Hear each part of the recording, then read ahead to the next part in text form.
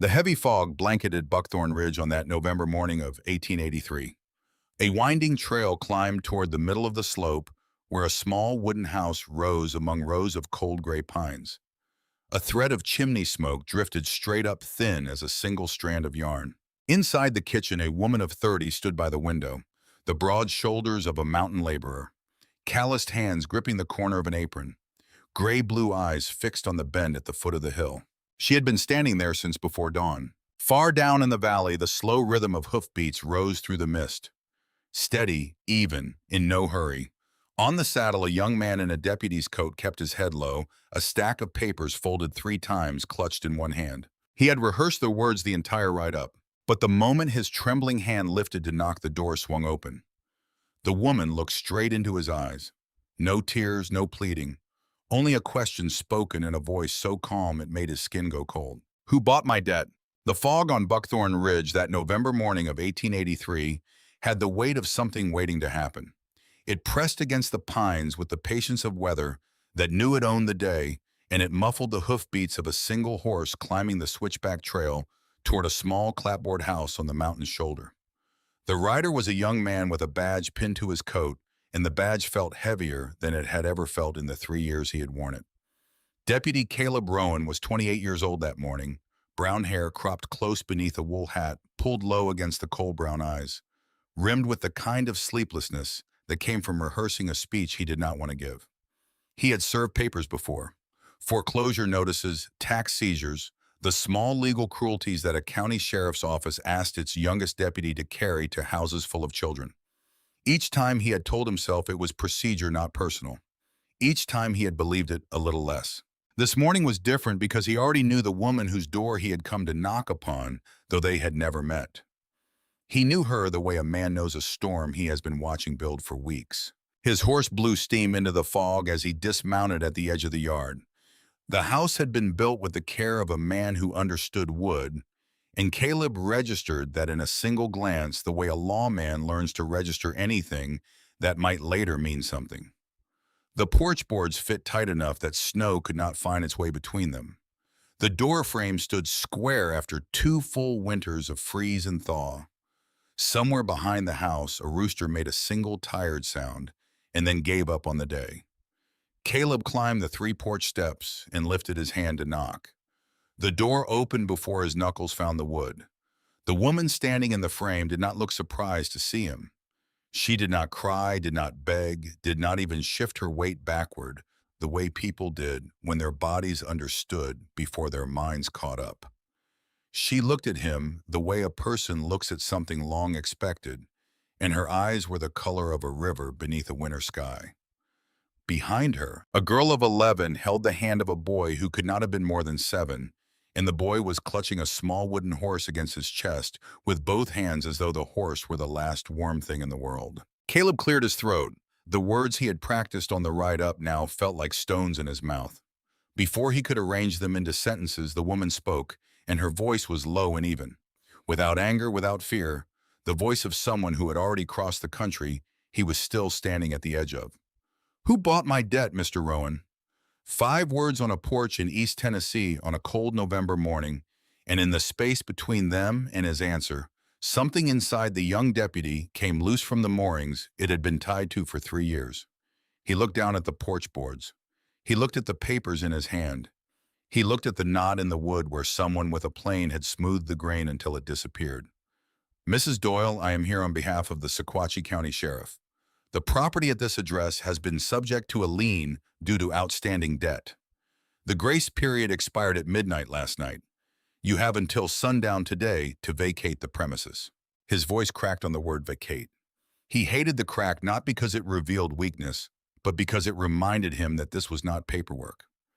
This was a woman, 2 children, a house that smelled of wood smoke and coffee, and something baking in an oven that would never be eaten. She did not move.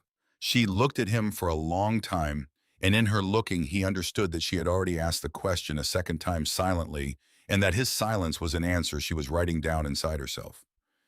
"You know who bought it," her voice said, quieter now, closer to the porch boards than to him. He looked away. "I know, but I am not allowed to say." She nodded once, the smallest motion, like a woman receiving the answer she had expected rather than the one she wanted. She took the papers from his hand, read them once, folded them along the crease the sheriff's clerk had already put in them, placed them on the porch railing beside a clay pot that had not held a flower in 2 winters. "Sundown," she repeated. He nodded because his throat had closed. She turned around, walked back into the house, closed the door behind her without slamming it. Caleb stood on the porch a full minute, unable to make his legs move. He thought about his sister Ruth, 23 years old, 3 years dead, and he thought about the way this woman had said his name. Not with hatred, not even with contempt, just with the recognition of a person who understood that he was a boy carrying an errand for a man who deserved to be dragged behind a horse. He walked back to his mare. He did not look at the house again. Inside, the woman leaned her forehead against the door and let her breath escape in a single controlled measure.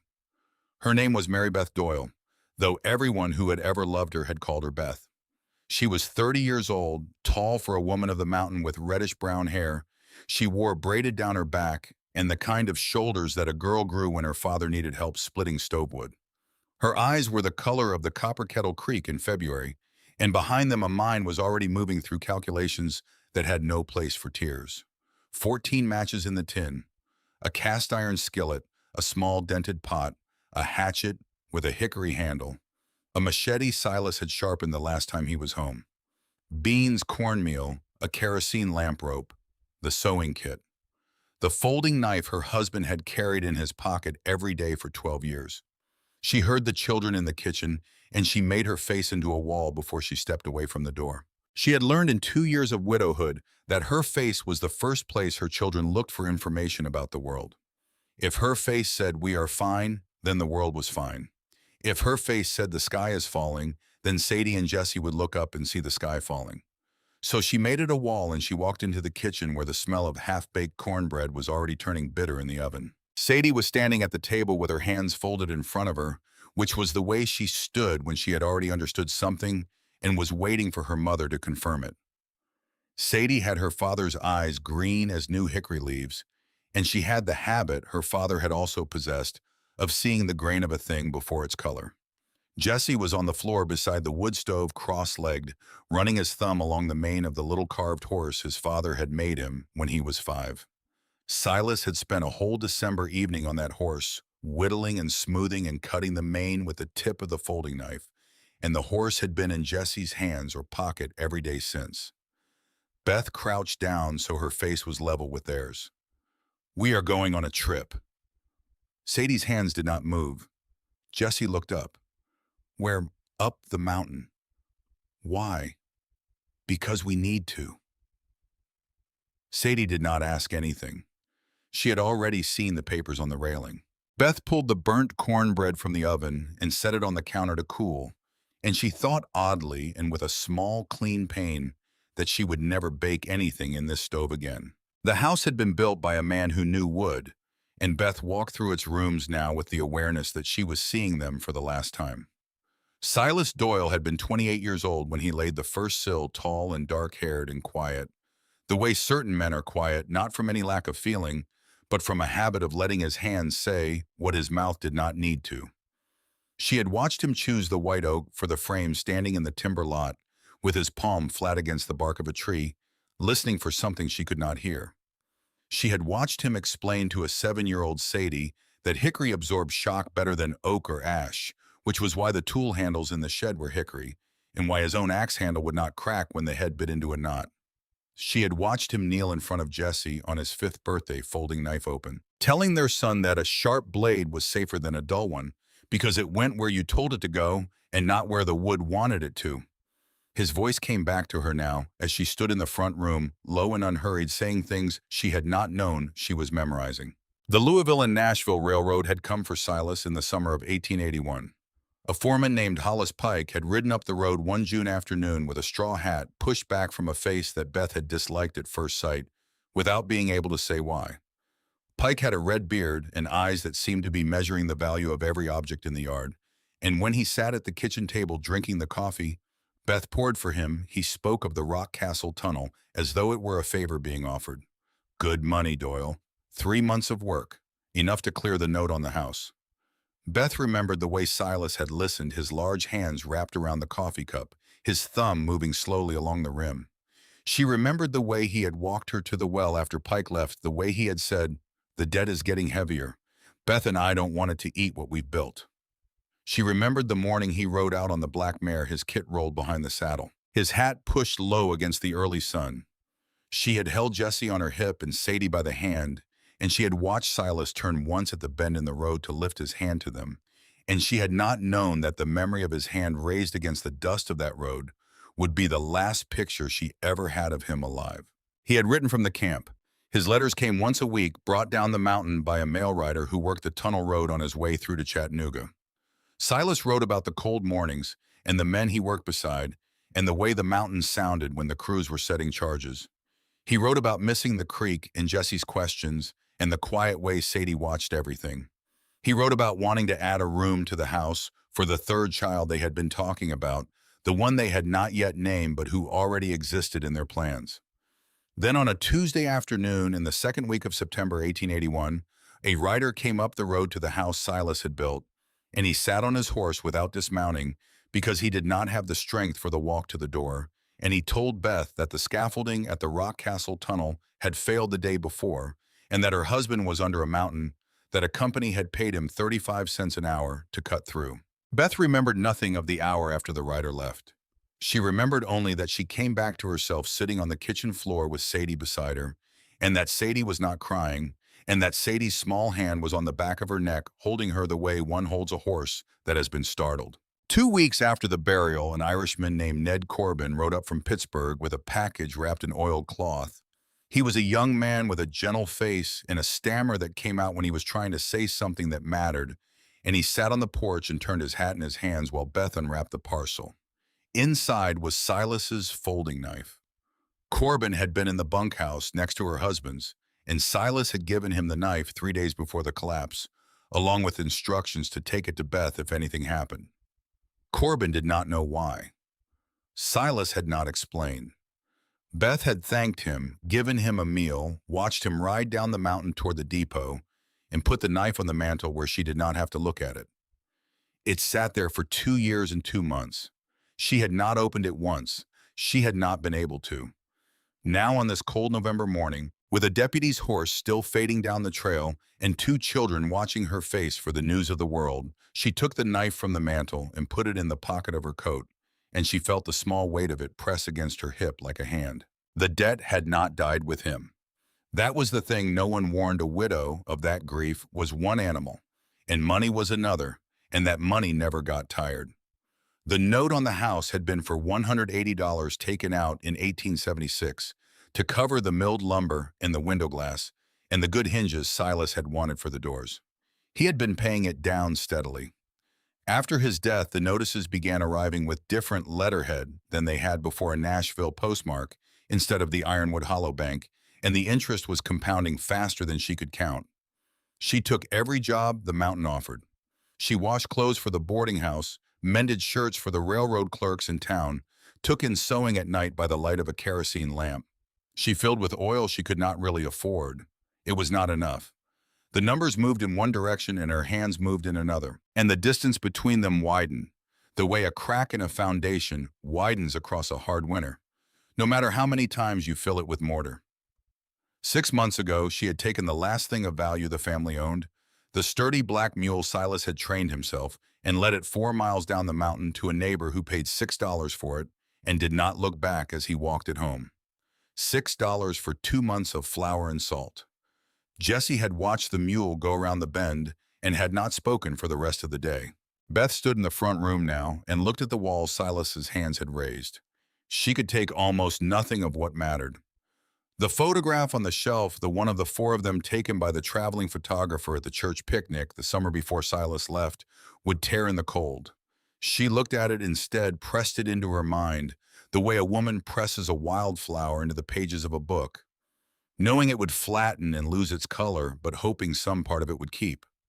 She took the long letter Silas had written her 3 days before the scaffolding failed, the one she had read once on the night it arrived, and had not been able to read again since, and she slid it inside her coat against her chest. Some letters you read with your eyes. Others you carry until you are strong enough to look at them. She was not strong enough yet. She looked once at the shelf where the folding knife had sat for 2 years, and she felt in her pocket the small pressure of the thing itself. And she thought of Silas at the workbench in the shed with a piece of oak in his hand, telling her once that a house is not the walls, but the reason a man builds them. She and Silas had ridden the mountain together in the years before the children were born. They had packed biscuits and a jar of cold coffee on their days off and rode the mule as far as the trails allowed, then walked into the timber with the whole afternoon ahead of them. One spring afternoon in 1879, they had followed the copper kettle upstream farther than they had ever gone past the fish-shaped boulder and the leaning sycamore and the bend where the water narrowed between two limestone walls. And they had found a place where the creek had carved a hollow into the side of the ridge over some unimaginable stretch of time. A shelter sheltered by an overhang that kept the interior dry even in a rain. The opening was wide. The floor was uneven but mostly flat. The back wall had the blackened marks of old fires hunters and shepherds who had used it as a way station for as long as anyone remembered. Silas had stood inside it that afternoon and spread his arms and laughed and said, "You could live in here, Beth." She remembered the way his voice had echoed off the pale stone. She had not thought of that cave in 4 years. She thought of it now. She packed the way a woman packs when every choice has consequences she cannot yet see. The cast iron skillet 10 inches across, seasoned black by 7 years of use, heavy enough to break a man's wrist if a woman swung it hard. The small pot dented its exterior, darkened past cleaning. The machete Silas had sharpened one October afternoon while explaining to Sadie that a sharp tool goes where you tell it. The hatchet with its hickory handle, rope, the sewing kit, a hammer and a handful of nails wrapped in cloth so they would not rattle, the kerosene lamp with the last of the oil, dried beans and ground cornmeal in 2 flour sacks, Silas's folding knife in her pocket. She looked at the pile on the kitchen table, and it was everything, and it was almost nothing, and she wrapped it into 2 bundles that she and Sadie could carry, and she left 1 small bundle of blankets for Jessie to manage. On the porch railing, she placed the house key beside the folded eviction papers. It was a small act. It contained the surrender of one life and the refusal to beg for the return of another. They walked out of the yard just past 10 in the morning, and the fog had begun to lift enough that Beth could see the switchback trail curving up toward the ridge. The mule was gone, and there was no wagon to be borrowed, so they walked. The road climbed through a stand of white oak and hickory and tulip poplar, past the old lightning-struck chestnut with its top half rotted off into the higher country where the pines began to outnumber the hardwoods.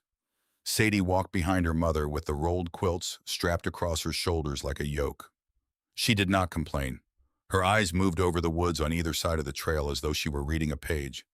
At one point, she stopped, bent, picked up a straight peeled stick about 3 feet long that had been stripped by weather and dropped by some deer whose antlers had rubbed it clean, and she carried it with her from then on. Beth did not ask why. They understood without speaking that anything useful was worth the wait. Jesse walked between them, breathing in short puffs. He watched disappear in front of his face with a fascination that was half wonder and half fear. The tin can in his hand held the wooden horse 5 smooth stones from the creek, a feather he had found in the yard the summer before, and a single button from a shirt of his father's that had lost all its other buttons one by one. He was tired before they had gone a mile. Beth did not know precisely whether she remembered the way. She had ridden to the cave once in 1879 with her husband on a mule that knew the trails better than either of them. And she had been happy that afternoon in a way she had not been happy in years. And happiness was a poor teacher of geography. She followed the general slope of the ridgeline the way a woman follows the direction of a room she has not entered since childhood, trusting the shape of the ground more than any specific memory. Past the fish-shaped boulder, past the sycamore leaning across the water at 45 degrees, past the narrow place where the creek slid between 2 walls of pale stone. The sound of the water changed from a murmur to something closer to a voice. It was Sadie who saw the darker shadow beneath the rock overhang the shape that was not shadow, but hollow, and she pointed without a word. Beth nodded. They climbed the last 50 yards in silence, pushing aside the tangle of sourwood and rhododendron that had grown across the entrance in the years since anyone had come this way. Beth ducked through. The air inside was cold and still. She struck a match, lit the wick of the kerosene lamp, and the flame steadied and threw its light across walls that were smooth and pale, carved by water and time into curves that looked deliberate. The ceiling was high enough that a tall man could stand. The floor was uneven, but a fair portion of it was flat enough to sleep on. Along the back wall, the blackened marks of old fires. Nobody had used the shelter in years, judging by the depth of the leaf mold on the floor and the way a spider had been permitted to build a web across one of the fire scars. Beth set her bundles down and felt the straps release her shoulders with a pain that ran all the way down her spine and into her heels. She stood for a moment, breathing through the pain and looking at the place where her children were going to sleep tonight. Sadie stood at the entrance with the quilt still across her shoulders, silhouetted against the fading afternoon light. Jesse pressed himself against his sister's side tin can against his chest, his eyes traveling around the pale walls in silence. Beth turned to them, and her voice found a level she had not been sure she could reach. "We sleep here tonight. Tomorrow we start working." She said it steady. She saw Sadie's shoulders lower a quarter inch, and she understood that she had told her daughter the only thing her daughter had needed to hear. That first night, Beth built a small fire near the back wall, feeding it slow with the driest sticks Sadie had gathered from the floor. She rationed matches, each one struck with care, because she did not yet know how many were in the tin and did not want to count them by the light of a poor guess. The smoke rose and found a natural fissure in the ceiling, a crack in the limestone, where the rock had split along an old fault, and it threaded through the crack and disappeared into the night sky. Beth watched it go. In the firelight, the walls shifted between shadow and gold. Sadie and Jesse ate a small portion of cornmeal mush from the pot and drank water she had boiled from the creek, and Jesse fell asleep almost mid-sentence, his head on his sister's lap, the wooden horse still in his hand. Sadie stayed awake longer, watching the fire, her eyes moving across the flames, the way her father's eyes had once moved across the grain of a board. When she finally lay down, Beth spread the second quilt over her, and Sadie's fingers came up briefly to catch Beth's wrist, and she said the only sentence she had spoken since they had left the house. "It's warm enough, Mama." Then she slept. Beth sat by the fire after the children were down. She did not think of Silas. She did not think of the house. She did not allow herself to feel anything at all, because she understood, with the instinct of someone who had learned survival from necessity rather than books, that emotion was a luxury she could not yet afford. Instead, she calculated. 14 matches. Cornmeal for perhaps 5 days if she rationed. Beans for a week. The creek was 40 yards downhill. The wood was mostly hardwood oak and hickory, and much of it was fallen and dry. She had the hatchet, the machete rope in her hands. She looked at those hands in the firelight. The knuckles were swollen from the cold of the walk. The skin across her palms was rough and cracked in the way a laundress's palms crack in November. These were the hands that had held Silas's face on their wedding day and had signed the loan papers and had gripped the doorframe on the night the rider brought the news. They were the same hands. They would have to be enough. She reached into her coat pocket, took out the folding knife, and opened it for the first time in 2 years and 2 months. Something small fell into her lap. A folded scrap of paper the size of 2 thumbnails tucked between the wooden handle and the metal spine, where a person would not find it unless they were looking, or unless the knife was carried hard enough, long enough that the paper finally worked its way loose. Beth picked it up with fingers that were suddenly not steady. She unfolded it by the light of the fire. Silas's handwriting, careful and slanted the way it went when he wanted to get something right. Not the long letter she carried over her heart. Something shorter, older, a note he must have written before he left for the tunnel and hidden inside the knife, because he had not wanted her to find it unless she needed to. Her eyes moved across the words, and her breath went still. "Beth, if you are reading this, something has gone wrong. I don't know what, but I want you to know. Judge Roland Merriweather came to see me 3 weeks before I left. He knew about our debt. He said he could help. The way he said help, I did not trust. If anything happens, find Amos Threadgill on Buckthorn Ridge. He knows about Merriweather. He has known for a long time. And do not trust the church. Not all of it. Not yet. Silas." Beth read the note 3 times. Her body did not move. Her face did not change. But somewhere inside her chest, something old and tired and grieving lay down, and something else got up in its place, and she did not yet have a name for the thing that had stood up. Roland Merriweather was not a stranger to her. He was the man who signed the eviction writs in Sequatchie County. He was the presiding circuit judge in Ironwood Hollow. He rode a bay gelding down Main Street on Sunday mornings in a coat that had been tailored in Nashville, and he had shaken her husband's hand once outside the feed store in the summer of 1880 with the easy warmth of a man who wanted a farmer to remember him kindly. He had a wife who wore hats with imported ribbon. He had a stone house on the hill above the courthouse with a stained glass window in the front hallway. And according to a note her husband had hidden inside a folding knife 3 weeks before riding off to die under a mountain, he had come to their home 2 years and 5 months ago, offering help that Silas had known enough not to accept. She folded the paper, slid it back into the knife's handle, closed the blade. She fed the fire one more piece of oak and watched the flame catch, and she lay down beside her children, and she slept the sleep of a woman who has just been given the first hard piece of a puzzle she did not yet know she had been waiting to solve. 40 miles down the ridge, in the stone house on the hill above the Sequatchie County Courthouse, Judge Roland Merriweather slept the easy sleep of a man who believed he had already won. He had not. He did not know it yet, but he had not. The gray light of morning came slow to the hollow, filtering through the fissure in the ceiling and reaching Beth's face before she was ready for it. She fed the fire with small sticks, keeping the larger wood in reserve, and set water to boil in the small pot. Sadie woke and dressed inside her quilt, without letting the cold air touch her skin, a trick her mother would not have thought to teach her. Jesse woke last and sat up with the wooden horse still clutched in his hand and looked around the cave with the expression of a child who had gone to sleep in one world and awakened in another. Breakfast was 12 minutes of cornmeal mush and boiled creek water, sweetened with nothing at all. It would be the most organized 12 minutes of the day. After that, the work began. Beth cut juniper branches from the trees at the mouth of the shelter and bound them into bundles that they used to sweep the floor. The needles released a sharp, clean scent that pushed back the smell of damp earth and mouse leavings. Sadie carried out armfuls of leaf mold and dumped them at the edge of the trail. Beth cleared loose stones and rolled them outside, leveling the ground where they would sleep. She marked out a circle of stones for a hearth against the north wall where the natural fissure in the ceiling would draw the smoke upward better than any other spot. By mid-morning, Jesse's cheeks were flushed a color that had nothing to do with the cold. By noon, he was shivering in a way that was wrong for a boy sitting close to a fire. By 2 in the afternoon, Beth pressed the back of her hand against his forehead and felt the heat come through her palm before her palm reached his skin.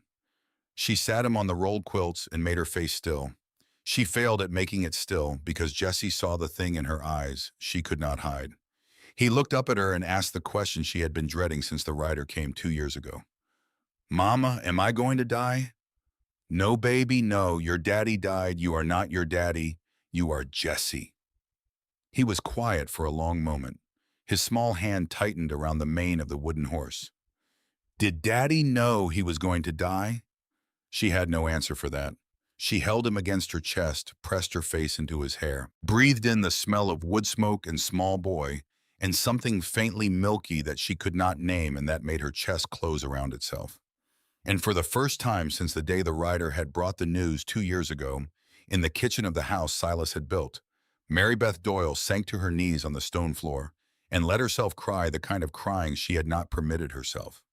Not the quiet, controlled crying she had allowed in private over the past 2 years. The other kind. The kind that came from a place so deep she had not known it existed. The kind that shook her whole body. The kind that hurt her ribs. She cried for Silas. She cried for the house. She cried for Jesse's flushed cheeks and Sadie's silent watching. She cried for 2 years of pretending she was fine when she had not been fine, when no one had ever been fine, when she had been carrying all of it in a body that was too small for the weight. She did not hear the footsteps on the trail. She did not hear the rhododendron branches move aside at the entrance. She did not know anyone was there until a voice, a woman's voice, old and weathered as bark and certain as bedrock, spoke from the doorway. "Honey, put the boy down. Let me see him." Beth looked up. The woman in the entrance was 67 years old, wrapped in a dark wool shawl, a shade lighter than the shadows behind her. Her face was mapped with lines that ran deep, not from age alone, but from weather and grief and the particular endurance of a person who has outlasted things that should have killed her. She had white hair braided and pinned at the nape of her neck. Her eyes were blue, the color of the sky over the ridge in January.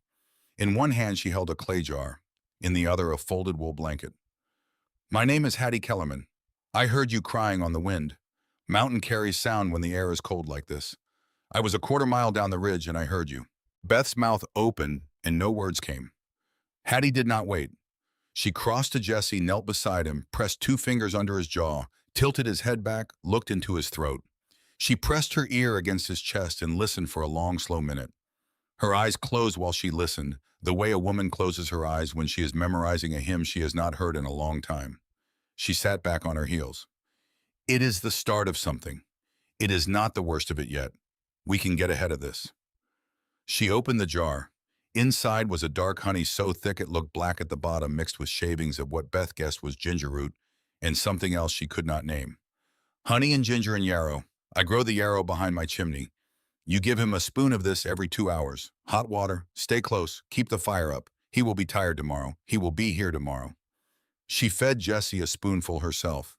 He swallowed, made a face, lay back against the quilt. Within 10 minutes, his eyelids were heavy. Within 20, he was asleep, his breath finding a rhythm that was not the same ragged half-breath he had been drawing all afternoon. Beth's eyes filled again for a different reason. Hattie did not stand right away. She looked at Beth. Beth was sitting on the stone floor with her hands in her lap, her face wet, and she had not wiped it because she had no strength for the small dignity of that. Hattie reached out and put one weathered hand over both of Beth's. "Honey, listen to me. I am 67 years old. I have buried a husband. I have buried 2 sons.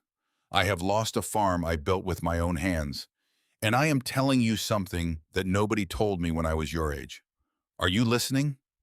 Beth nodded. "Women like us do not cry because we are weak. We cry because we have been carrying it alone for too long. There is a difference. Crying is not the end. Crying is your body telling you the load is too heavy for one set of shoulders. And the answer is not to put it down. The answer is to let someone help you carry it." Beth's eyes did not look away. Something in her chest that had been holding a specific shape for a long time began very slowly to change its shape. "I do not know you," her whisper came. "You do not have to. I am here. That is all you need to know tonight." Hattie stayed. She built up the fire with a knowledge of drafts that Beth registered and put away for later study. She made a broth from what little Beth had: beans and cornmeal, and a single yellow onion she pulled from somewhere inside her own bag. She fed Sadie with the patient neutrality of a woman who understood that a hungry child eating slowly is a child deciding whether the food will be there again tomorrow. When the broth was gone and Jesse was breathing easy, and the cave was warm enough that the children's breath no longer showed in the air, Hattie sat down on a flat stone near the fire, and she looked at Beth across the flames, and she said quietly, "You know who took your house." It was not a question. "I know, Roland Merriweather."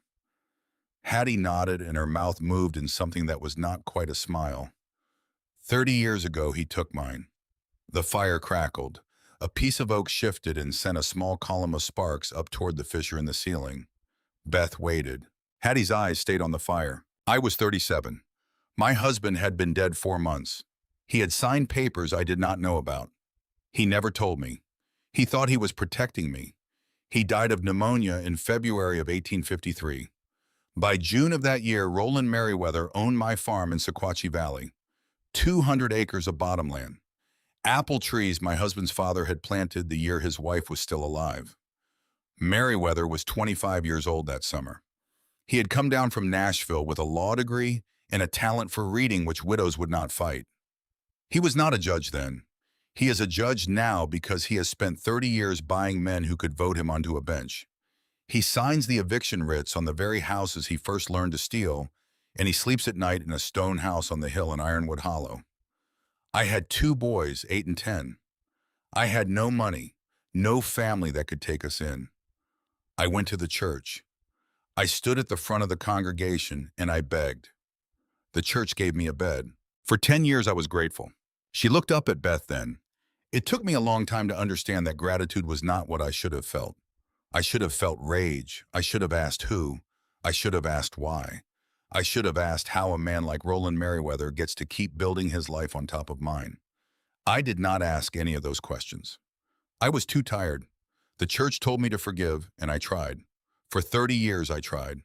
I am 67 years old, and I am still carrying it, and the man who took my farm is still in his stone house on the hill, and he has taken 7 more farms since mine that I know of, maybe more. Hattie reached across the small distance between them and touched Beth's wrist with the flat of her weathered fingers. You asked the deputy this morning who bought your debt. I heard about it before noon. Ironwood Hollow is a small town. That question, the one you asked, that is the right question. That is the question I did not ask 30 years ago. That is the question that will save you. Beth did not speak. She looked at her sleeping son, at her watchful daughter now curled against Jesse's side, under the second quilt at the fire at the pale wall Silas had stood inside 4 years ago, and joked about saying you could live in here, Beth. And she felt the presence of him beside her, the way a person feels sunlight through a closed eyelid. She had not been able to read the long letter for 2 years. She had read the short note tonight by the light of a small fire in a stone room on the side of a mountain in East Tennessee. And tonight, for the first time since the writer came, she understood what her husband had been trying to tell her. He had not been gone. He had been waiting for her to be ready. She looked at Hattie Kellerman across the fire. What do I do? Hattie's mouth moved into something that was finally a smile. It was the smile of a woman who has been waiting 30 years to say a sentence out loud to a person who could hear it. You stay. You stay and you build and you do not bend. And when the time comes, and it will come, honey, it will come, you will not be alone. Because I am here now, and I am not the only one. Hattie did not leave until the fire was down to a steady bed of coals that would hold heat until dawn. She showed Beth how to bank the coals with a small ridge of ash so they would still be alive at first light. She left the clay jar of honey and ginger beside the quilts, and she promised she would come back in 3 days with more. And then she went out through the rhododendron with the easy step of a woman who had been walking these ridges for half a century. Beth sat alone by the coals. Sadie's breathing on one side of her was even and slow. Jesse's on the other side was still rough but no longer ragged. The wooden horse had fallen from his hand and lay on the stone by his hip, the whittled mane catching the low orange light. Beth picked it up and set it back on his chest so that when he woke he would find it under his fingers. She looked at the folded shape of the long letter inside her coat, the one she had carried against her heart for 26 months and had not been able to open, and she reached inside and took it out. Her fingers held it a long moment. Then she folded it back and slid it into the pocket beside the knife. She was not ready to read it all. But something in her had loosened enough that she could now imagine a night not far off when she would be. 40 miles down the ridge in the stone house above the Ironwood Hollow courthouse, a man in a broadcloth dressing gown stood at his study window and looked out into the dark toward the ridge line he could not see. He had received a note that afternoon from a foreman at the tunnel works, advising him that a widow named Doyle had been served her final notice. He had signed the note with satisfaction and dropped it into the fire. He had eaten a supper of mutton and turned potatoes. He had poured himself a glass of Kentucky bourbon from a decanter his wife's father had given them the winter before their wedding. And now, standing at the window in the last hour before he went up to bed, Roland Merriweather looked out into the November dark with the calm of a man who had been arranging small deaths for so long that he no longer distinguished between the arranging and the living. He turned from the window. He climbed the stairs. He slept. He did not know. He did not know that a woman he had never spoken more than 3 words to in his life was at that same moment sitting by a fire in a cave he had never seen, reading the handwriting of a man he had helped bury, learning his name for the first time. He did not know that the question she had asked that morning had already begun to move down through the small houses of Sequatchie County like water finding a crack. He did not know that in a cabin a quarter-mile down the ridge from that fire, an old woman was pouring herself a glass of hot water with honey and preparing to ride at first light to a farmhouse on the South Fork to find an old man named Amos Threadgill who had been waiting 2 years for someone to knock on his door and ask about him. He did not know. He did not know that he had already lost. He would not know for a long time yet. But the mountain knew and the fire in the cave knew, and Maribeth Doyle sitting cross-legged on the cold stone with her 2 children asleep beside her and her dead husband's handwriting warm against her palm knew. She fed the coals one small stick of hickory and watched it catch. She whispered to no one, or perhaps to Silas, who had been in the room the whole time. "I hear you." Then she lay down. Outside, the wind moved through the bare hickories. Inside, the fire burned. And on a mountain in Tennessee on a cold November night in 1883, 3 women and 2 children began something that a man in a stone house 40 miles away would not see coming until it was already too late. The first attempt to build a proper chimney nearly killed Sadie on a Wednesday in early December. Beth had spent 3 days selecting stones from the creek bed, carrying them up the slope one at a time in her arms, because she had no bucket and no wheelbarrow and no living animal to help her. She stacked them against the north wall in a tapering column, mortaring them with a paste she had mixed from red clay, dug out of the bank 40 yards downstream, coarse creek sand, and the fine ash from the previous night's hardwood fire. The recipe had come out of a memory of Silas kneeling beside a stonemason at a job site in the summer of 1878, watching the older man work and asking small, careful questions until he understood. Wood ash carried lime enough to bind the clay into something that would set hard and hold heat. Beth had listened to that conversation over supper the same night, and she had stored it away the way she stored everything her husband taught her, in a room inside her mind where nothing was wasted. The first lighting seemed to go well. The kindling caught. The smoke climbed obediently up the column, threading between the joints, rising toward the fissure that had drawn every fire in the shelter's history. For perhaps 30 seconds the draft held. Then something in the sky above the ridge shifted a downdraft from the leaden overcast that had been gathering all morning, and the column of smoke reversed itself with the suddenness of a struck bell. Gray smoke poured back into the shelter in a wave that filled the space from ceiling to floor before Beth understood what was happening. She grabbed Jesse first because he was closest, pushing him toward the entrance with the flat of her hand against his back. She turned for Sadie. Sadie was on her knees 10 feet from the fire, coughing so hard that no sound came out of her mouth. Her eyes streaming, her small hands clawing at her own throat as though trying to tear open a passage. The smoke had closed. Beth dragged her daughter out into the cold, held her against her chest, with her arms wrapped around Sadie's ribs from behind, pressed rhythmically against her diaphragm, the way she had once pressed against Jesse's chest when he choked on a plum pit at 4 years old. Sadie's breath finally broke through in a long, ragged pull that sounded like burlap tearing. They sat on the ledge outside for 20 minutes while Sadie learned again how to breathe. Jesse cried beside them, not from any pain of his own, but from the terror of watching his sister's face go the color of wet ash. Beth looked at her children. She closed her eyes. She let herself, for the length of one slow inhale, ask the question she had been refusing to ask.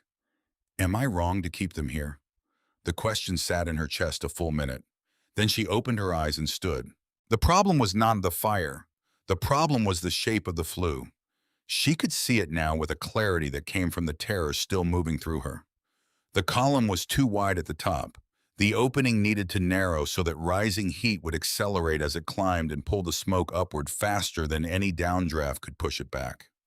She also needed to break the internal channel with an offset, a small ledge of stone that would force the smoke around a corner and prevent any straight downward gust from reaching the hearth. Silas's voice came to her again from a summer afternoon in 1879 when he had built a smokehouse for the Whitaker place across the ridge and had explained to her over supper how a chimney was a machine for tricking air into doing what you wanted. Air is lazy, Beth. Air takes the easiest path. Your job is to make the easy path the one you want it to take. She dismantled the top third of the column with her bare hands, prying loose the mortared stones while they were still soft enough to move. She reshaped the opening to half its previous diameter. She placed a broad flat stone as an interior offset, angling the flue 2 inches to the west so that any downdraft would hit rock rather than continue down into the shelter. It took 4 hours of work.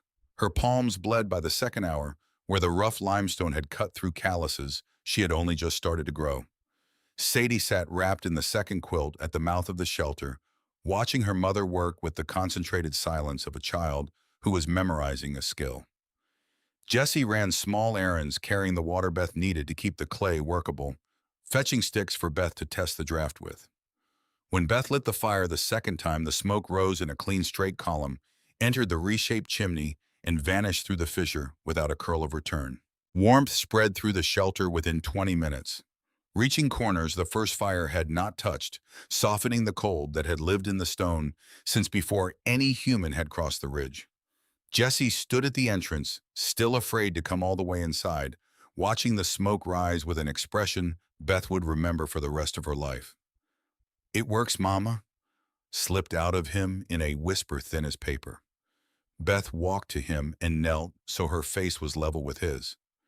"It works because we tried again. Not because I figured it out. Because we tried again." She said it for him. She said it for Sadie sitting wrapped by the entrance. She said it for herself because she needed to hear it in her own voice. Sadie heard the word "we," and Beth saw her daughter register what the word contained, which was that failure had been distributed so that success could also be shared. Sadie added a small mark to a place on the cave wall she had begun using as a ledger. She did not record the failure. Some things Beth understood without saying were better counted by what came after them. 3 days after the chimney was finished, Beth walked down the mountain into Ironwood Hollow for the first time since the eviction. She carried a bundle of mending across her shoulder, 3 pairs of work pants with torn knees, and a winter coat with a ripped lining, which had been left at Mabel Sturgis's dry goods store by a lumberman named Harriet, who paid his tab in credit rather than coin. Mabel had sent word up the ridge through Hattie that the work was waiting and that the exchange rate would be 2 steel hinges and 4 screws for a full completion. Beth needed the hinges. The door she was framing at the mouth of the shelter, cut from split oak and pegged with dowels she had shaped by hand, would not hang square without proper hardware. She walked into Mabel's store with the bundle of clothes across her arm and her jaw set for whatever weather the town had decided to give her. Mabel took the mending, examined a seam knot at once, set the hinges on the counter with the screws wrapped in a small square of newspaper. "Come back in 3 weeks. There will be more work then." Beth was folding the newspaper packet into her coat pocket when the voice came from behind her. "You're the Doyle woman." She turned. The man standing at the door of the store was somewhere past 60 tall, in a way that had once been taller before age had begun to press down through his shoulders, his face like weathered oak, and his hands hanging at his sides with the enormous calm stillness of a man who had done heavy work his whole life. He was carrying a 50-pound bag of feed corn on one shoulder, as though it were a folded coat. His eyes were faded blue, the color of denim washed too many times. Beth met them. "I am. Heard you're living up in the shelter above the South Fork of the Copperkettle." "That is correct." He set the feed bag down against the base of the counter with the easy motion of a man who had learned long ago never to drop anything he might need to pick up again. "You are putting those children in a grave, ma'am. I have seen experienced hunters freeze on that ridge in a February wind. 4 years back, I helped bring one of them down. A grown man 3 miles from where you are sleeping." "Beth felt something inside her lock into a familiar shape. "The county poorhouse is not a home, Mr. Threadgill." He looked at her a long moment. He had not offered his name. She had not needed him to. "A grave is not a home either, ma'am." He picked up the feed bag, walked to the door, did not turn back. She watched him go. She stood in Mabel's dry goods store with 2 hinges in her pocket, and the words, "a grave is not a home either," sitting in her chest like something she had swallowed at the wrong angle. She thought about the note in the handle of Silas's folding knife. "Find Amos Threadgill on Buckthorn Ridge. He knows about Merriweather." She had just met him. He had told her she was killing her children. Now she needed to walk half a day up an unmarked trail to find him and ask him for the second thing she had come to town for. She waited 3 days. It rained on the second day, a slow, cold rain that reminded the mountain what November was about, and Beth used the time to work on the doorframe and to help Sadie set snares along the rabbit runs that crossed the small clearing behind the shelter. Sadie had watched her father set snares once when she was 6. She remembered the loop and the anchor and the tension of the trigger without needing to be shown. Beth watched her daughter tie the wire with steady fingers, and she thought not for the first time that Sadie had inherited from Silas the particular gift of learning a skill by watching it performed once. On the 4th morning, Beth left Sadie to mind Jesse and the fire, and she walked the South Ridge with the folded note from the knife handle in her breast pocket for company. She did not know exactly where Amos Threadgill lived, but the ridge was narrow and the only column of wood smoke she saw arose from a single cabin a half-mile up from the trail intersection. She walked up to the door. She knocked once. He opened the door without surprise. He looked at her for a long moment, his big hands loose at his sides. Then his mouth moved as though shaping words he had been carrying in it for 2 years. "You found his note." Beth's throat closed briefly. She managed a single word. "Yes." He stepped back. "Come in." The cabin was one room. A bed neatly made in the corner. A cast iron stove with a coffee pot warming on the back plate. A table with 2 chairs. Along the wall opposite the bed, 3 shelves of books, more books than Beth had expected from a mountain man of this age, the covers worn soft with reading. The spines cracked in the way that spines only cracked when a man had read a book more than twice. He poured 2 cups of coffee from the tin pot and set one in front of her. He sat down across the table with his own cup in both hands, and he looked at her and he began to talk. "Silas came to see me in the spring of 1881, sat right where you're sitting now. Told me a man named Roland Merriweather had come to your house 6 weeks before, offering to refinance the note in a way that would consolidate the interest. Silas did not trust it. He was right not to trust it. He came here because he had heard from a lumberman that I had a particular nose for the way certain men in this county did their business." Beth's hands closed slightly around the coffee cup. "What kind of nose?" He looked at her over the rim of his cup, and she saw something pass behind his eyes that had the weight of a long grief kept quiet for a long time. "I was at Shiloh in April of 1862, 16 years old, Union side. I saw a colonel from Ohio send my company into a peach orchard because a man in Nashville had promised him a promotion if he could take a hill by nightfall. My company came out of the orchard at 17 men from 92. The colonel got his promotion.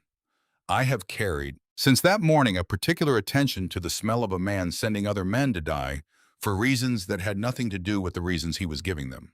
He set his cup down. "Hollis Pike is that kind of man. He has worked for Merriweather in one form or another since 1873. The railroad job Silas took was not a job Pike found by luck. Pike gets $140 for every man he steers into the dangerous crews on the tunnel projects. The men who do not come home from those crews, their families fall behind on their notes within 6 months. Merriweather buys the notes at 35 or 40 cents on the dollar. 6 months later, the widow is served.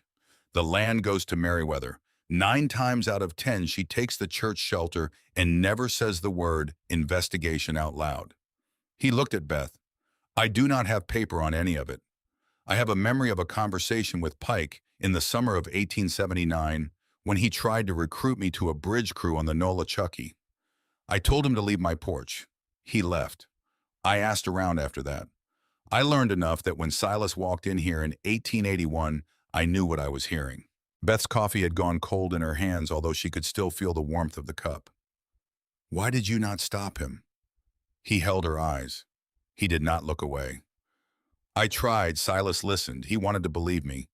But the note was real, and the interest was real, and the tunnel money was real, and he had 2 children, and he thought he could handle Pike better than the men who had gone before him. Silas was 30 years old. He believed in his own hands. He was not wrong to believe in them. He was wrong about which hands were the ones that would decide when a mountain came down. Amos's voice moved down to a place inside itself. "I have carried the fact of that conversation with your husband for 26 months. His note says you are ready to know now. I have been waiting for someone to walk up my road and ask me about Roland Merriweather. You walked up my road, so I am telling you." Beth did not speak for a long time. She thought of Silas at the kitchen table in the summer of 1881, the way he had turned the coffee cup in his hands while Pike talked, the way he had walked her to the well afterward, the way he had said the debt is getting heavier. She had not known then that the debt had been made heavier on purpose by a man in a stone house 40 miles away who had sat at his desk and calculated the point at which her husband would agree to take a job in a tunnel. Beth's voice came back to her at half its usual volume. "What do I do?" Amos stood, walked to the shelf behind the bed, took down a coil of steel wire, a small tin of beef tallow, a roll of oiled canvas. "Right now you survive the winter. Merriweather is patient. He has watched 8 families starve out of the houses he wanted. He thinks you are the 9th. He will not move on you again until he is sure you are broken, so your job is not to be broken." He held out the wire and the tallow. "The wire holds better than rope in a hard freeze. The tallow will waterproof canvas for your door. The canvas will patch anything the wind opens. Take them. I cannot pay you, Mr. Threadgill. You do not owe me anything, ma'am. I owe your husband a debt. He is not here to collect it. You are. Take the things. She took them. At the door she paused. Mr. Threadgill, why are you doing this? He looked at her from the table, his hands wrapped again around the coffee cup, his shoulders down. Because I am 62 years old, and I have done a good deal in my life I am proud of, and a small handful of things I am not. Letting your husband walk into that tunnel is one of the things I am not. I have been waiting 2 years for somebody to walk up my road and ask me about Roland Merriweather. You walked up my road, so I am telling you what I know. Beth nodded once.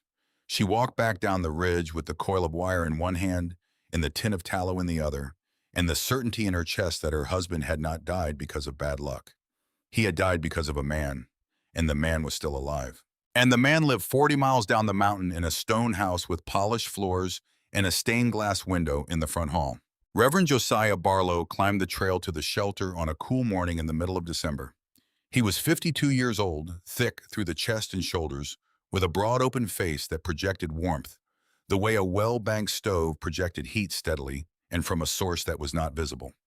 He carried a leather-bound Bible in one hand, not held out for display, not hidden either. He smiled when he saw the shelter. It was a careful smile, the kind that came before a difficult conversation. He had ridden up from the parsonage in Ironwood Hollow and left his horse at the trail intersection and walked the last quarter mile. When Beth stepped out of the shelter to meet him, he offered his hand. She did not take it, but she inclined her head in the small courtesy that mountain people offered a preacher, whether they liked him or not. Mrs. Doyle, I have heard about what you are doing up here. I wanted to come see it for myself. He walked the perimeter of the small clearing. He looked at the chimney, which drew clean and straight in the calm morning air. He looked at the beginnings of a low stone dam Beth and Sadie had started in the creek to make a pool for washing. He looked at the drying rack where 2 smoked trout hung above the coals of the previous night's fire. He watched Sadie splitting kindling with a hatchet, her small hands finding the grain of a stick of oak the way a pianist finds a chord. He watched Jessie stacking the split kindling, small to large oak separated from pine, in the manner of a boy who had been taught by a mother, who had been taught by a husband, who understood the difference between what wood was for kindling and what wood was for banking. Reverend Barlow's careful smile did not change. His voice, when he brought it out, was as warm as the coat he wore. You have done remarkable work, Mrs. Doyle, truly, but I need to talk with you about the children. Beth felt her body change before her mind caught up. Her shoulders squared, her hands closed into loose fists inside her coat pockets. She waited. 2 children living in a stone shelter. No school, no running water, no physician within a day's ride, no heat but an open fire in a limestone hole. He let the pauses do the work of the sentences. Mrs. Doyle, I have a responsibility to this community. The church shelter in Ironwood Hollow has beds, a kitchen, with a proper stove, hot water on demand. Sadie and Jessie would be safe there. They are safe here. Are they, Mrs. Doyle? He allowed the question to hang. Then he added with the practiced gentleness of a man who had learned to place the final weight on a scale he had already tipped. If the county judge were to hear of the living conditions on this ridge, he could declare the children wards of the state. Place them in a poorhouse until they came of age. I am not threatening you. I am telling you what I see. The silence after that was not empty. It was full of every fear Beth had beaten back with her hands since the deputy left her porch 6 weeks earlier. It contained the memory of Sadie coughing on smoke and Jessie burning with fever and her own hands bleeding on limestone. It contained the doubt Amos Threadgill had planted gently and without meaning to when he said a grave is not a home either. It contained the small 3 in the morning voice that had been asking her since November whether she had chosen this shelter for her children or for herself. All of it rose in Beth at once, and for the first time since the deputy stood on her porch, she raised her voice at another human being. Reverend Barlow, my children have a roof over their heads. They have a fire that burns clean all night. They eat every single day. Sadie can identify every tree on this ridge by the bark. She can set a snare that catches a rabbit. She can gut a fish and smoke it so that it lasts 2 weeks. Jesse can keep a fire alive through a 12-hour night without letting it die. He knows the difference between oak and hickory by the sound the axe makes when it goes in. Do you know how many children in your shelter can do any of that? Reverend Barlow did not flinch, but the careful smile was gone. His shoulders had lowered slightly. He nodded once slowly as though hearing something he had been expecting to hear. You come up here and you talk about responsibility, Reverend. My responsibility is keeping my children alive, not keeping you comfortable. He held her gaze another moment. He turned. At the edge of the trail he paused without looking back at her, and his voice when it came was quieter than it had been the whole visit. I hope you are right, Mrs. Doyle. I truly do. He walked down the mountain toward his horse. Beth watched him go. She felt the adrenaline drain out of her legs and replace itself with a small trembling she could not stop. She sat down on the ledge outside the shelter, pressed her palms flat against the cold stone, breathed until the trembling passed. Then Jesse tugged on her sleeve. He held out his small hand. In it was a folded scrap of paper. Mama, he dropped this. It was in the basket with my pine cones. He came over to look at them before he left. Then when he was gone, I saw it. Beth unfolded the paper. The handwriting was small, neat, the letters formed by a man who wrote every day and hurried at nothing except the words he did not want to leave on a page. Mrs. Doyle, I am sorry for what I said. Every word of it. I had to say it because there were two men in the back of the church last Sunday who do not usually sit in the back of the church. They were not there to pray. They were there to listen to my sermons and to me. Roland Merriweather owns 3 of the deacons at Ironwood Hollow Methodist. He bought them 9 years ago. My wife Charlotte died in the spring of 1878. She had pneumonia. We could not afford the physician. We could not afford the physician because Merriweather had called in a small note on my father's farm 4 months earlier and my family was thrown into paying it down. I have carried this for 5 years. I cannot help you publicly yet, but I will not hurt you. When the day comes that you need a witness, I will stand. I promise you that on the memory of my wife. Burn this when you have read it. J.B. Beth read it twice. She folded it. She walked into the shelter and burned it in the fire. She watched the paper curl and blacken and turn to ash. She thought about how many people in Ironwood Hollow were walking around with the same kind of letter folded in their own pockets. Letters they had not been able to write, sentences they had swallowed at the wrong angle and never brought back up. She added Reverend Josiah Barlow's name to a list she was keeping inside her mind. Not a list of enemies, a list of people who had been waiting. The blizzard came in early February, on a night without stars or moon, the sky sealed shut like a lid pressed down over the valley. The wind arrived first in gusts that bent the pines above the shelter with the sound of a bow drawn across a poorly rosin string. The snow came second, driven horizontally so thick that Beth could not see the far side of the small clearing when she stepped out to check the woodpile. She fed the fire, listened to the storm's pitch climb from moan to howl, to something past howl, and made Jesse and Sadie sleep close together on the same quilt with the second quilt spread over the two of them. Somewhere past midnight, the smoke stopped drawing. It happened in an instant. One moment the chimney was pulling clean. The next, the smoke had nowhere to go, and it began to curl back into the shelter, sinking toward the floor with the weight of gray water finding the low ground. Beth knew immediately. Ice. The blizzard had driven packed snow and freezing spray up into the fissure above the chimney until no air could pass. She told Sadie to keep Jesse pressed against her under the quilt, to breathe through the wool to stay flat against the stone floor where the air was clearest. She pulled on her coat, wrapped a strip of quilt around her face, and pushed through the door into a world that had become unrecognizable. The wind hit her hard enough to stagger her 3 steps sideways. Snow drove horizontally into her eyes so thick she could not see her own extended hands. She climbed the rock face along the outside of the shelter from memory, her fingers finding holds she had mapped during the weeks of hauling chimney stones, her boots scraping against ice-covered ledges that had been dry limestone the previous morning. Near the top, her left foot slipped on a patch of glaze she had not been able to see. She fell about 3 feet. Her right shoulder struck a projecting edge of rock at an angle that sent pain detonating up through her arm and into her neck. For a long moment, she hung by her right hand alone from a crack in the stone, her left arm numb and useless, her body swinging in the wind like a piece of cloth someone had forgotten on a line. She found a foothold with the toe of her boot. She pulled herself up. She reached the chimney opening. It was sealed with a cap of compacted ice and packed snow, smooth and pale, and glowing faintly in the ambient dark. She wedged her hips against the rock, swung the hatchet with her right hand alone, the awkwardness of the one-handed stroke jarring through the injured shoulder with every hit. The ice cracked in 3 pieces. She struck again. The cap broke through. Smoke erupted from the opening in a dark plume that the wind seized instantly and tore into ribbons across the ridge. Beth dropped the hatchet onto the ledge beside her, sank to her knees on the stone, and let her right hand brace against the rock while her left arm hung useless at her side. Her whole body shook with a violence she could not stop. She cried on that ledge for perhaps 2 minutes.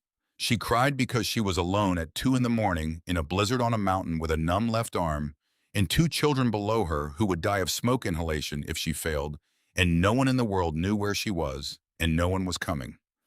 When 2 minutes had passed, she picked up the hatchet with her right hand. She climbed down. Inside the shelter, Sadie had already wrapped Jesse in every quilt available and positioned him near the fire, which was drawing clean again.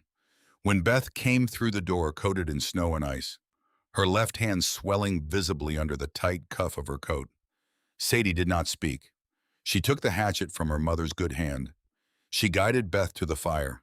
She tore a strip from the hem of her own shirt and wrapped Beth's injured wrist with the tight, even pressure of a girl who had been watching her mother wrap injuries her whole life.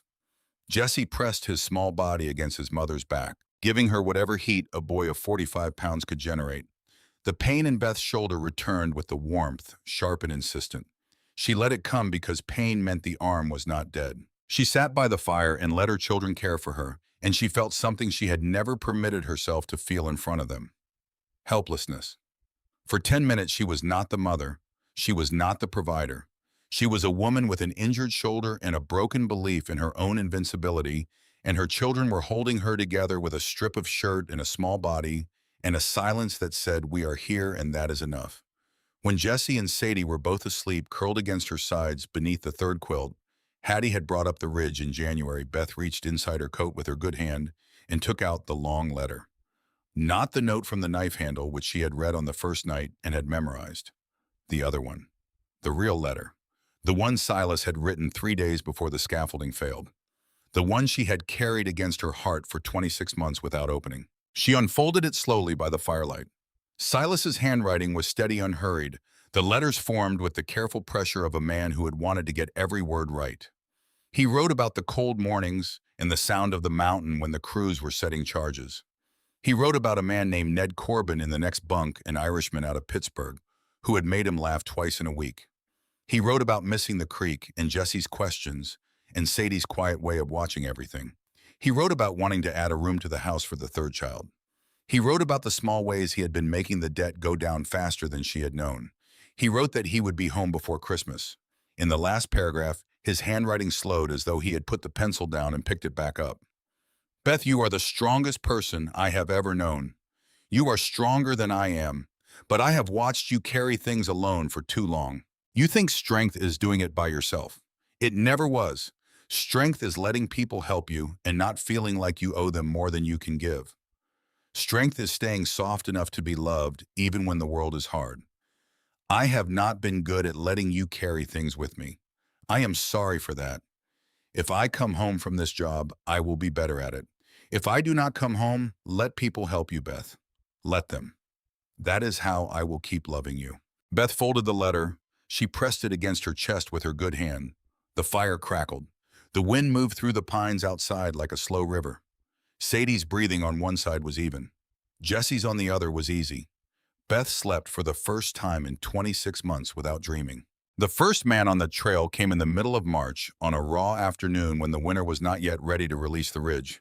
Beth had walked down to Ironwood Hollow that morning to trade a bundle of finished mending for salt and lamp oil at Mabel's store, and she was carrying the paper-wrapped goods in a pack across her shoulders when she came around the sharp bend where the trail dropped down toward the Copper Kettle crossing. 2 men stood in the trail. They had not been there when she had passed the same spot at 11 that morning. They were dressed in canvas coats over dark trousers, and their hats were pulled low over faces she did not recognize. And the way they stood with their hands loose at their sides told her that they had ridden up from town on horses they had left tied further down the slope. The taller of the two spoke first. "Mrs. Doyle, somebody with an interest in your welfare wanted us to have a word with you." Beth stopped walking. She did not step backward. She set the pack down slowly on the trail beside her feet. Her right hand went into her coat pocket and closed around the handle of Silas's folding knife. "That would be a somebody I know. Somebody who thinks a widow and two young children ought to have taken the offer of a proper shelter by now. Somebody who is losing patience with the amount of dignity you are pretending you have." Beth pulled the knife from her pocket, flicked it open with a motion she had practiced in the dark of the shelter every night for the past month, and let the blade catch the gray afternoon light. "Then that somebody can come up my ridge and tell me himself." The shorter man laughed once short and dry. "That is not how this works, ma'am. We are the message." He took a step forward. The rifle shot came from somewhere above and to the left of the trail. The bullet cracked into the trunk of a hickory 6 inches from the shorter man's left boot, spraying bark. The two men froze. A second shot followed a heartbeat later, this one closer to the taller man's right foot, the sound of the rifle echoing off the ridge wall long enough to place its source somewhere in the timber upslope. A voice called down from behind a fallen log about 80 yards up. "Next one is a hip, both hips. Then I ride down to town on your horses and I tell everybody in Ironwood Hollow who paid you to come up here. Ride away, gentlemen. Take my count seriously." The voice belonged to Amos Threadgill. Beth had never heard him raise it. The two men looked at each other. The taller one took 2 slow steps backward, then turned and walked down the trail at a pace that was not quite a run and not quite anything else.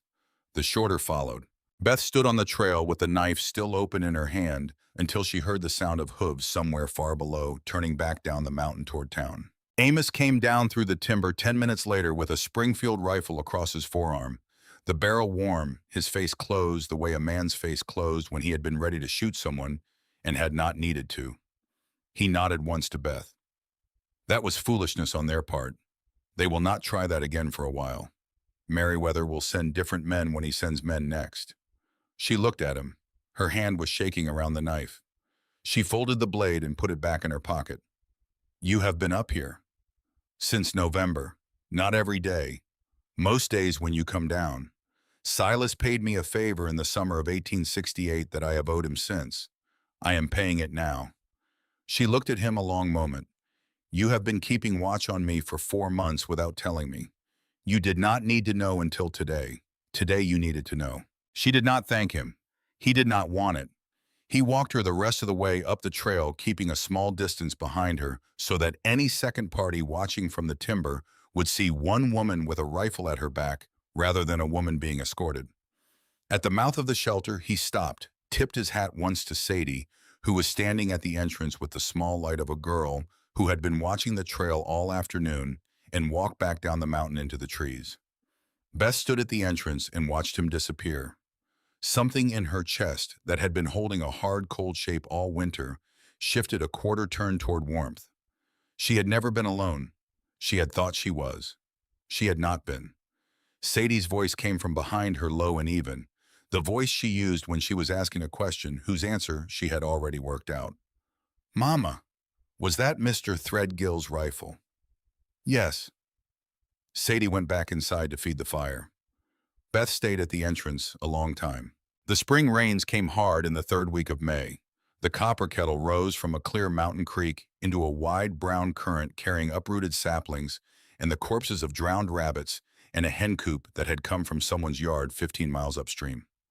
The small stone dam Beth and Sadie had built through the winter for the washing pool bent against the current, then began to leak at its western corner. On the 3rd afternoon of the rain, as Beth turned to reach for another flat stone from the pile above the bank, she heard a sound that stopped her heart. A splash. Then silence. Jesse was gone. He had been standing on a broad flat stone at the western edge of the dam, reaching for a piece of driftwood that had jammed itself in the overflow when his feet went out from under him. The current took him before he could cry out. Beth saw him surface 5 yards downstream, his head turning, his hands grabbing at water that offered nothing to hold. She was in the creek before she had made a conscious decision to move. Her legs drove through the current, her arms reached, her vision narrowed to a single point, which was the back of Jesse's small blue jacket moving away from her. She caught him at the bend where the creek narrowed between the two limestone walls. Her hand closed on his collar. She pulled him hard against the current, her feet braced against the creek bed. The water pushed both of them toward the rocks at the far side of the narrows. She turned her body at the last moment so that her back struck the stone instead of his small ribs. The impact rang through her spine and up into her skull. She registered it. She dismissed it. She had him. Sadie was already on the bank flat on her stomach, both arms extended over the brown water. Beth lifted Jesse with a strength that came from somewhere she had never known she kept in reserve. Sadie caught his jacket. The two of them pulled. The three of them ended up on the bank in a heap of mud and water and gasping breath. Nobody spoke for a long time. They sat in the rain and they held each other and they breathed. Jesse's eyes were wide. His body shook with cold, but he was not crying. Something had changed in his face, something small and permanent, the way green wood changed when it had been through fire.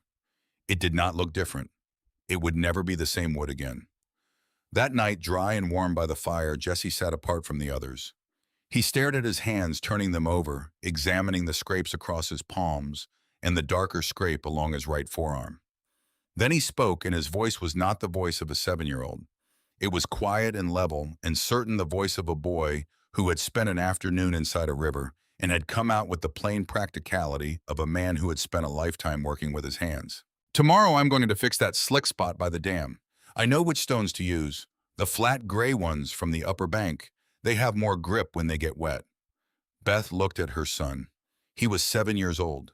He was sitting by a fire in a shelter on a mountain in East Tennessee, and he was already making a plan to fix the problem that had nearly killed him with the calm attention of a boy who had understood without being told that a problem was something you fixed and not something you feared. Silas's voice came out of him. Not the words, the tone. She reached for him and pulled him into her lap and pressed her face into his damp hair. Silas was in the shelter. Silas had never left it. She thought, and something in her that had been frozen for 28 months finally began to move.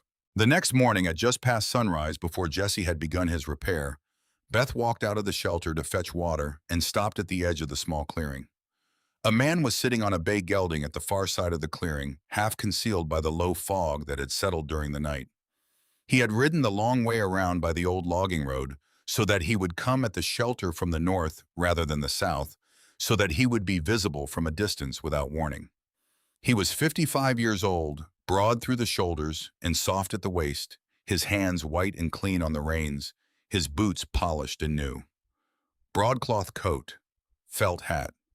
The clothes of a man who was rich enough that he had not needed to dress for the mountain and had chosen not to dress for it as a matter of principle. He did not dismount. He looked at the chimney at the drying rack at the small garden plot Beth had turned in April, where the corn was already knee-high, at the shelter door hanging square and true in its frame. His face did not change. Beth saw the muscle in his jaw move once. "Mrs. Doyle, I am Roland Merriweather. I believe we have business to discuss." She stepped forward one measured step. Sadie appeared at the door of the shelter behind her, then Jesse. Neither child spoke. Neither child moved. Beth kept her hands at her sides. "We do not judge Merriweather. You are on my land." "I am on land, Mrs. Doyle. Whether it is yours is a question of paper. The work that has been done up here is impressive. Chimney, garden, dam, door. You did not build any of it on land that belongs to you. I know what my husband paid for the note. I know what you paid to buy the note 6 months before your deputy served me. I know what you paid Hollis Pike in July of 1881 to steer my husband into the collapsed section of the Rockcastle Tunnel. I know that Silas came home from that job because you decided to arrange it so that he did not come home at all." Merriweather's face did not change.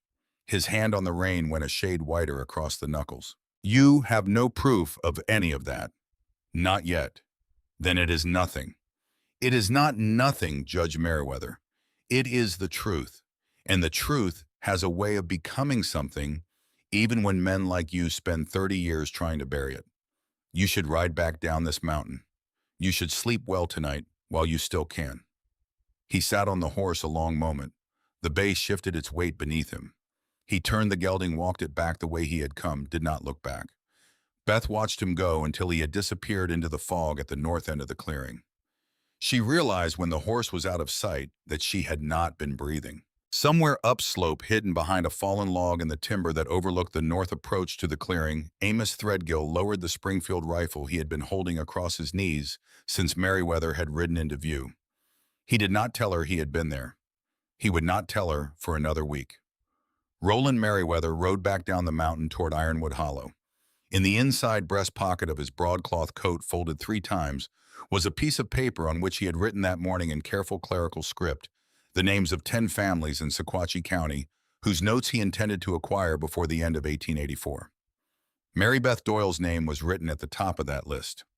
He did not know, riding down through the fog with the smell of her chimney smoke still faint in his coat, that her name would be the last name from that list he would ever write anywhere. Mabel Sturgis climbed the trail on the last Thursday of April, 3 days after Meriwether had ridden down through the fog, and she came alone on foot with a wicker basket over one arm and a face that had been rehearsing a sentence the entire way up. She was 48 years old, stout through the middle, in the way of a woman who had stood behind a store counter for 25 years, with quick gray eyes that missed nothing and a mouth accustomed to keeping secrets that belonged to other people. Beth met her at the entrance and offered water. Mabel refused the water. She asked for tea instead, and Beth boiled sassafras root over the fire, while Mabel sat on the flat stone that had become the visitor's seat and said nothing for the length of time it took the water to reach a proper simmer. Sadie was down at the creek with Jessie. The shelter was quiet. Mabel's fingers moved along the handle of the basket in small, nervous patterns Beth recognized as the tell of a woman about to hand over something she had been holding for a long time. The tea was poured. Mabel drank half of it before she began. "I should have come up here in November. I did not come because I was afraid. That is the only reason. I want you to hear it in the first sentence." Beth waited. Mabel set the cup on the stone beside her. "My husband Ellis works for the Nashville Merchants and Farmers Bank. He has worked in the accounts department for 22 years.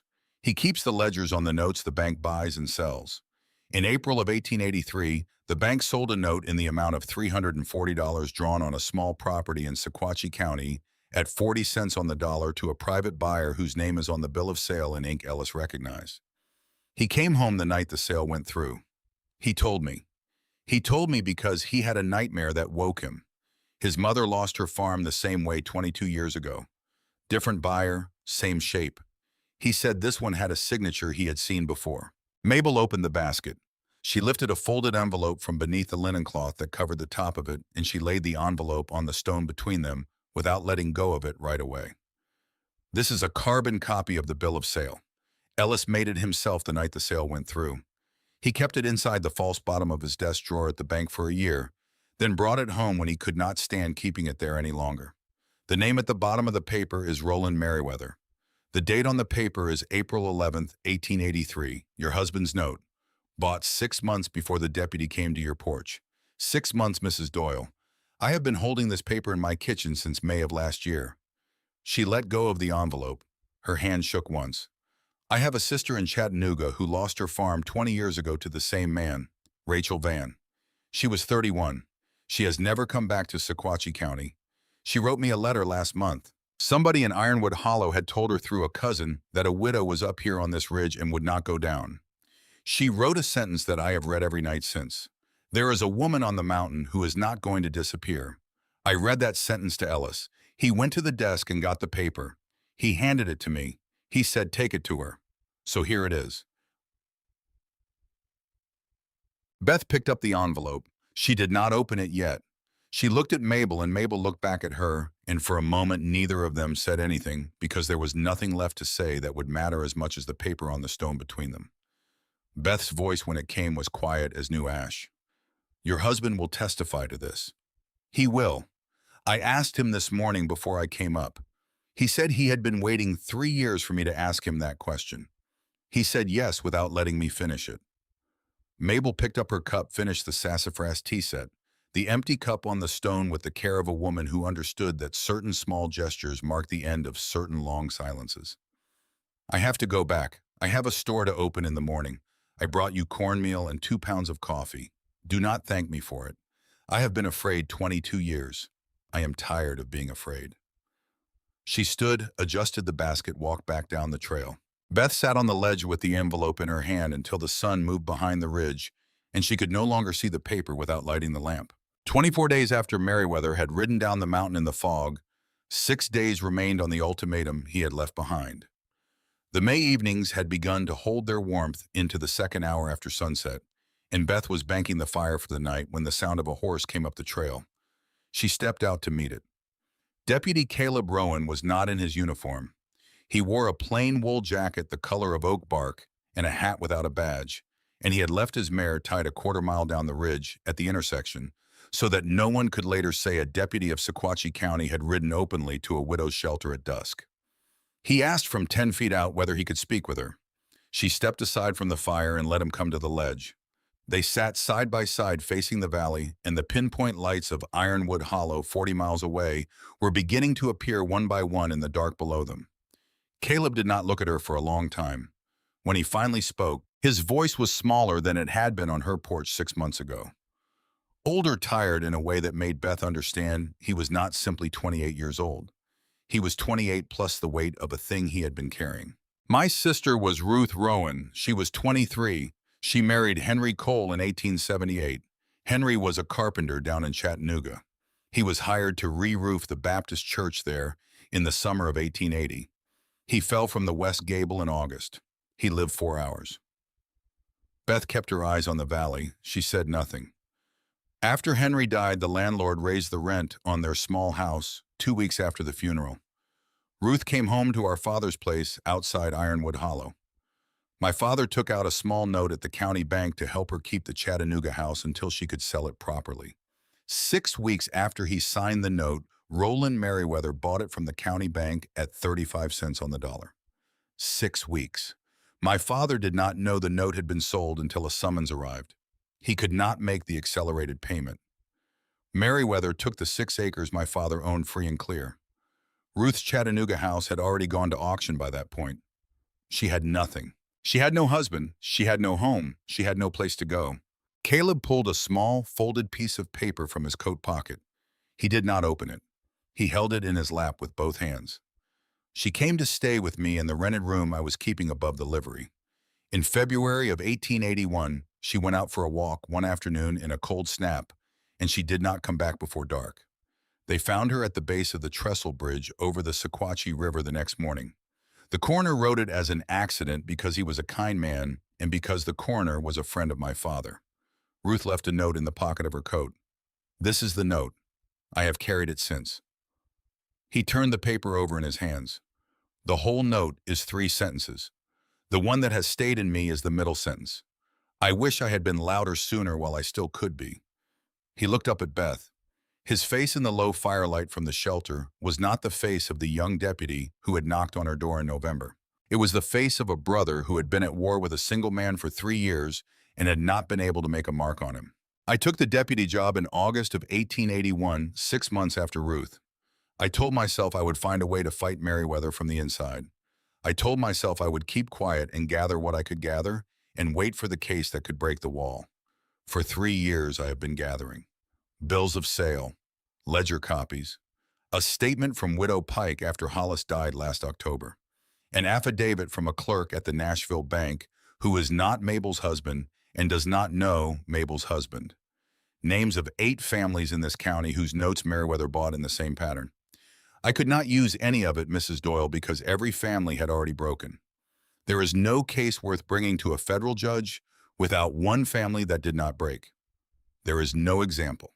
There is no photograph the newspapers can print. There is only paper, and paper without a face does not move a court.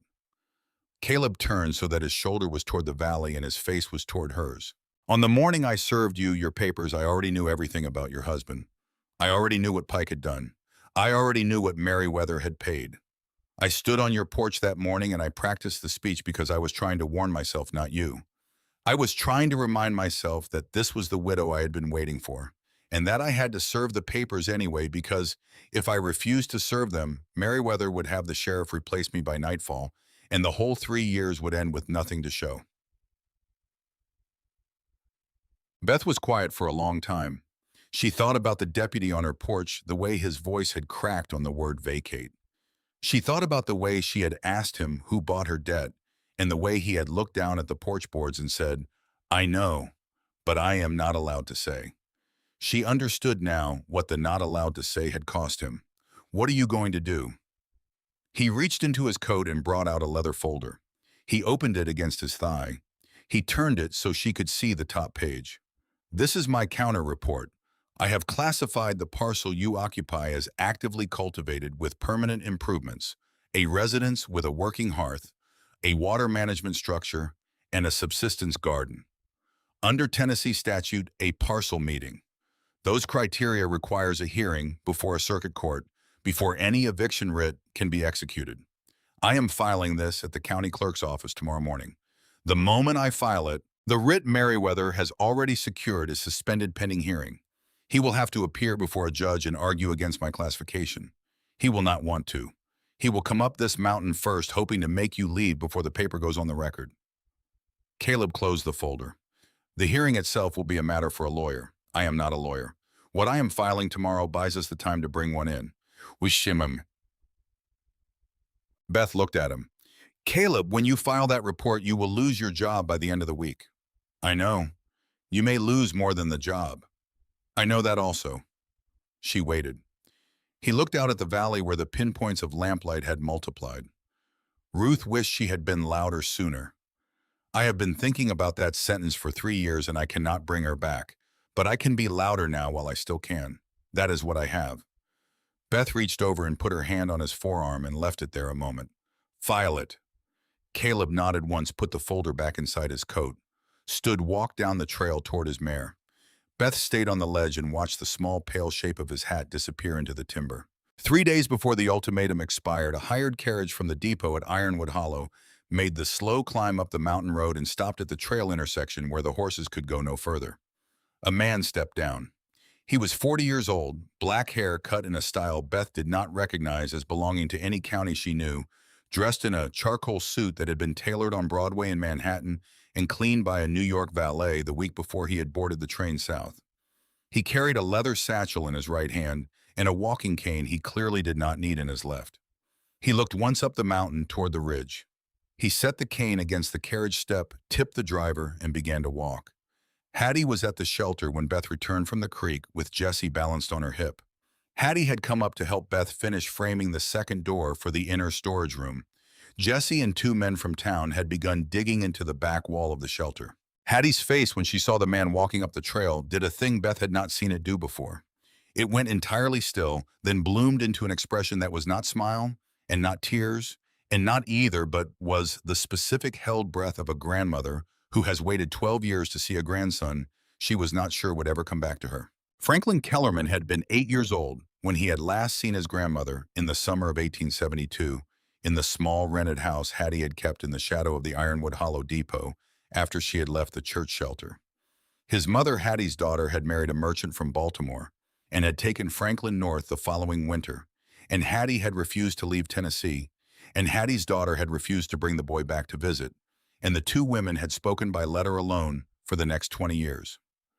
Hattie's daughter had died in 1878. Hattie had learned of it 3 months late in a letter from a cousin. Franklin had gone through Harvard and read law under an appellate judge in New York and had been called to the bar in 1877 and had spent the 7 years since building a small, unusual practice around the specific business of suing men who used foreclosure law as a hunting weapon. The letter from Hattie had reached him in January. He had read it 3 times the night it arrived. He had cleared his April calendar without telling his partners why. He had booked the train south on the first Tuesday of the month. He came up the last rise and set his satchel on the ground and looked at his grandmother, and his grandmother looked at him, and he said only from where he stood, "Grandmother." Hattie crossed the small clearing at a pace her hips should not have permitted, and took her grandson's face in both of her hands and did not say anything for a full minute. When she stepped back, she brushed the sleeve of his tailored coat with the flat of her weathered palm, not because it needed brushing, but because she needed to touch him twice to be sure he was real.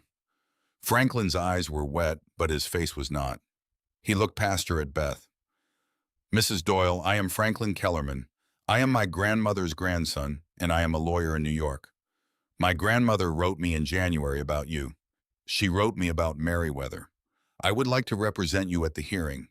There will be no fee. There will not be any fee for any part of what I do for you.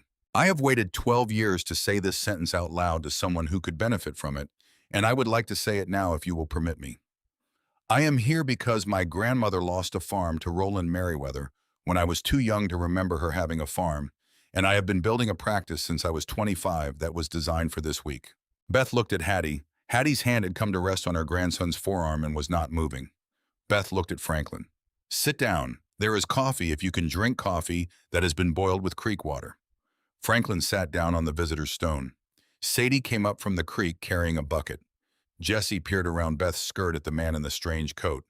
Franklin drank the coffee. He did not react to its bitterness. He opened the satchel on his lap and took out a folded document and laid it flat on the stone. I have already met with Deputy Rowan. He came to my hotel last evening. His counter report will hold the writ. What I intend to file the day after the writ is suspended is a suit in the federal district court at Knoxville on behalf of you and 7 other families alleging systematic fraud conspiracy to endanger life for financial gain and 8 counts of negligent homicide by design. The judge at Knoxville is Reginald Marsh. I spoke with him last month. He is expecting my filing. Roland Merriweather does not have relationships in the federal court that he has in the county court. He does not have deacons in Knoxville. He does not have deputies. He will not be able to move the hearing to a room he has bought. Franklin folded the document again. My grandmother waited 30 years for someone to walk up this trail who would not go back down. She wrote to me the week you asked the deputy his question. She said, Franklin, come. I came. Beth looked at her hands. She thought about Silas's letter folded against her heart. Let people help you, Beth. Let them. Mr. Kellerman, represent me. The morning the ultimatum expired dawned clear and warm, and by the time the sun cleared the eastern ridge, the trail up from Ironwood Hollow had already begun to fill with quiet foot traffic. Nobody had told Beth they were coming. Nobody had asked her permission. They came from the small houses at the edge of town, and from the farms along the South Fork, and from the 2 hollows behind the mill, and from as far as the depot road where the freight train stopped once a week.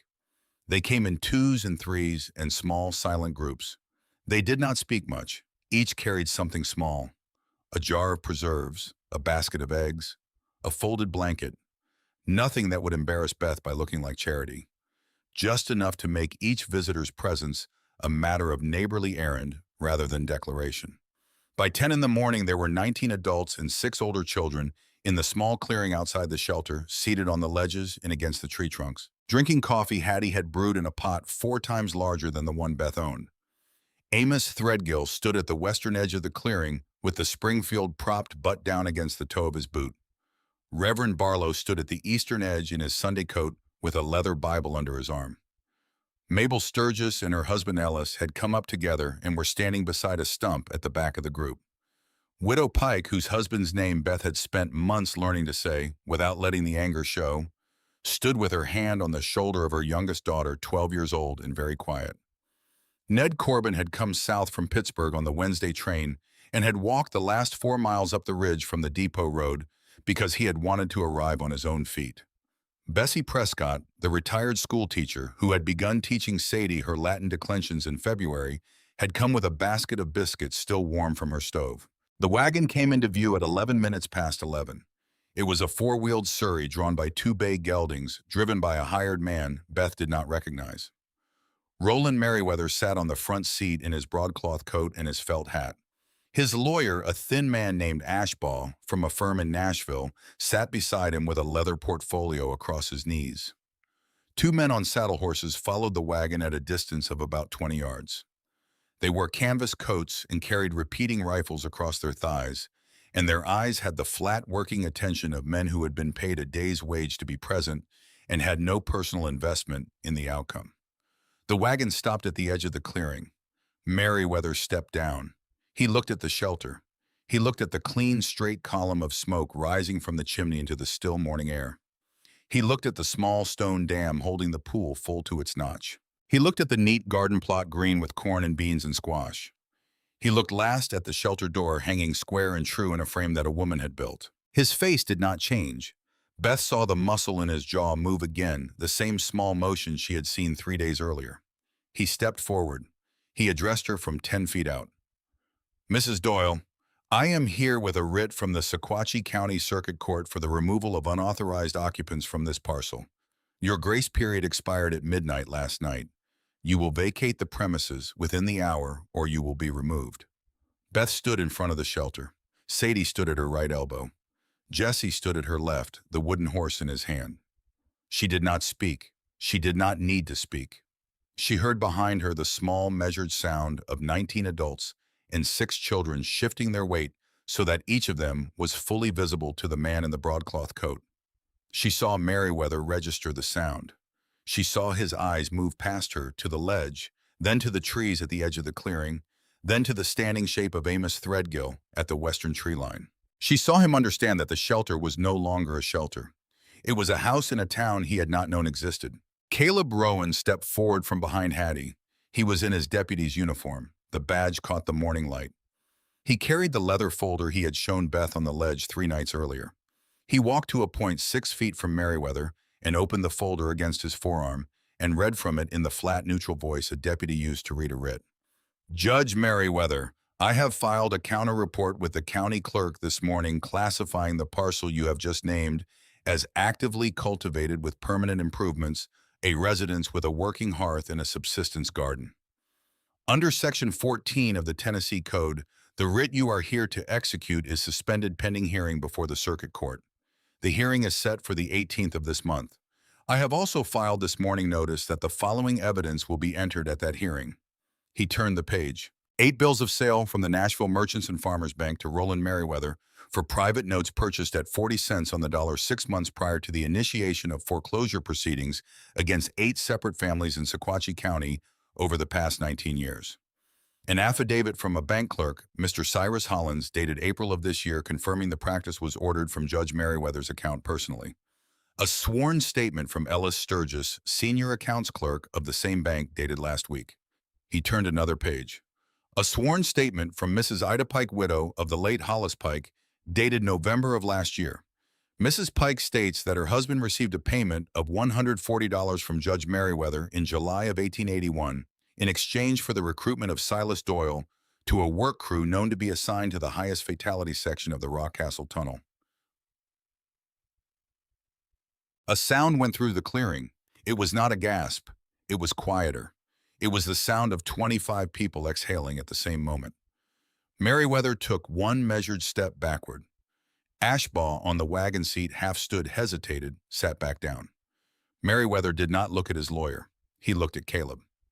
You do not have the authority to reclassify a parcel of this county. The statute is clear. The classification stands until the judge reviews it. I will present it to the judge on the 18th. Merriweather's voice tightened. You will not be a deputy on the 18th. I understand that. My successor will inherit the filed report. It is on the record as of 8 this morning. The record cannot be unfiled. Merriweather held Caleb's eyes another moment. Franklin Kellerman stepped forward. He was carrying nothing. He did not need to carry anything.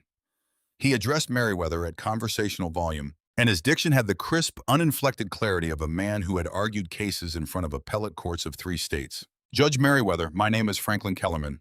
I am admitted to the bar of the state of New York, and I hold reciprocity in Tennessee through the Knoxville Federal District. I represent Mrs. Doyle in the matter of the writ, and in a further matter which I will file at Knoxville on the day the writ is formally suspended. The further filing will name you personally in 8 counts of negligent homicide by design, 1 count of systematic conspiracy to defraud, and 1 count of criminal collusion with the estate of the late Hollis Pike. The federal judge assigned to the filing is Judge Reginald Marsh. I consulted with Judge Marsh in Knoxville the week before last. He has agreed to hear the case in the initial calendar of the fall term. Merriweather's face changed for the first time, not visibly. It was too well trained a face for that, but the color moved beneath the skin at the throat, then behind the ears. Marsh's name in that clearing had the specific weight of a man who could not be reached. Marsh was known statewide for 2 things. He was a Republican appointed by Grant in 1873 and confirmed by Hayes in 1877. He had spent his 11 years on the bench dismantling patronage networks in Tennessee, Kentucky, and North Carolina. He owed nothing to any bank. He owed nothing to any circuit. He could not be moved with letters and could not be reached with dinners. Meriwether turned his head toward the two mounted men behind the wagon. Neither of them moved. He did not raise his voice. "Ride down to town. Bring the sheriff." Neither of the men moved. The taller of the two looked at his companion, then at the clearing of standing witnesses, then down at the rifle across his thigh. He shifted the rifle so that the barrel pointed at the ground rather than across his lap. The shorter man watched him do it. After a long moment, the shorter man dismounted, walked to the edge of the clearing, laid his rifle down against the base of a hickory tree. He walked back to his horse without looking at Meriwether. He mounted. He did not say anything. Hattie Kellerman stepped forward from her place beside her grandson.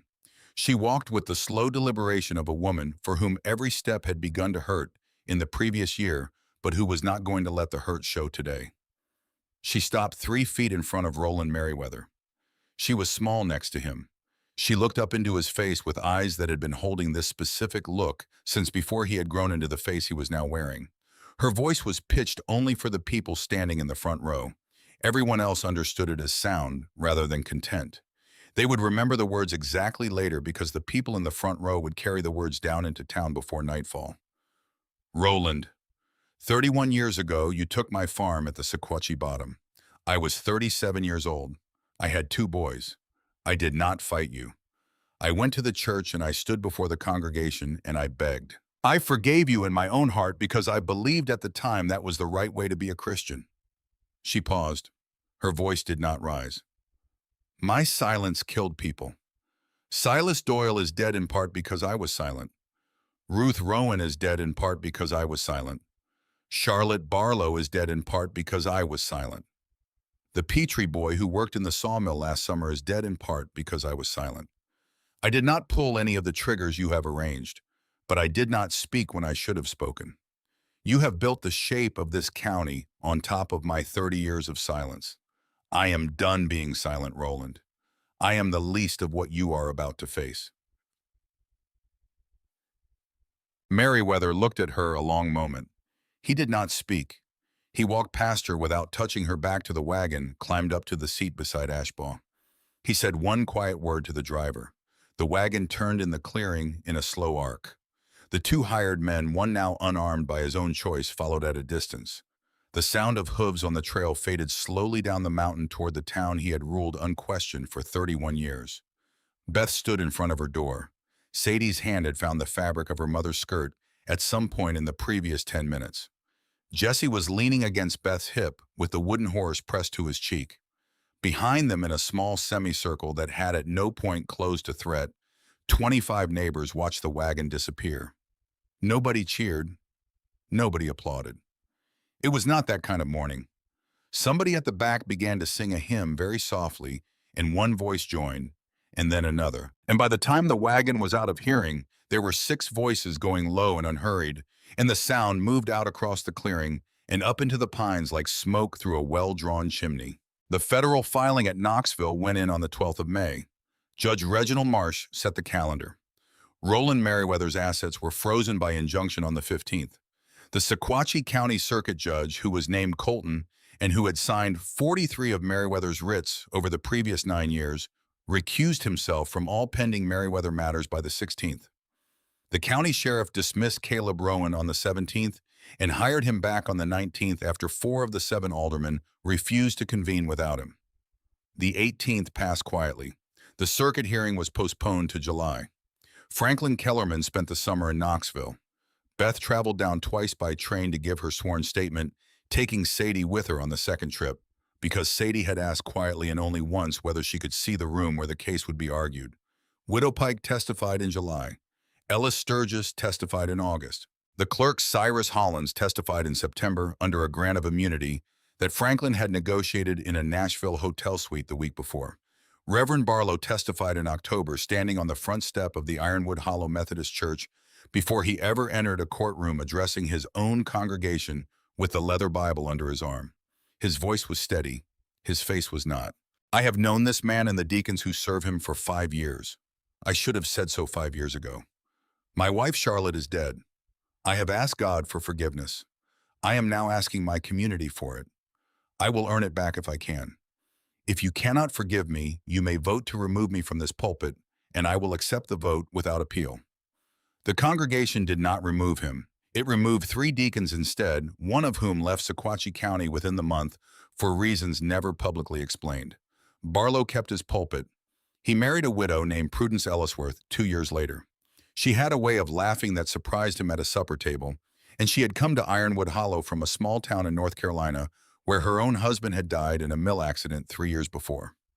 Barlow, who had spent 5 years believing he had used up his quota of happiness in one marriage, learned in his second that he had been counting the wrong thing. Merriweather never entered a federal prison. The evidence for negligent homicide by design was strong. It was not in 1884 strong enough for a criminal conviction against a man of his standing in a court where such a conviction had no precedent. The civil verdict was another matter. Marsh returned judgment against him in December. His stone house on the hill above the Ironwood Hollow Courthouse was seized in the first quarter of 1885, along with 3 parcels of undeveloped timberland in Cock County and a share in a Nashville rail freight concern.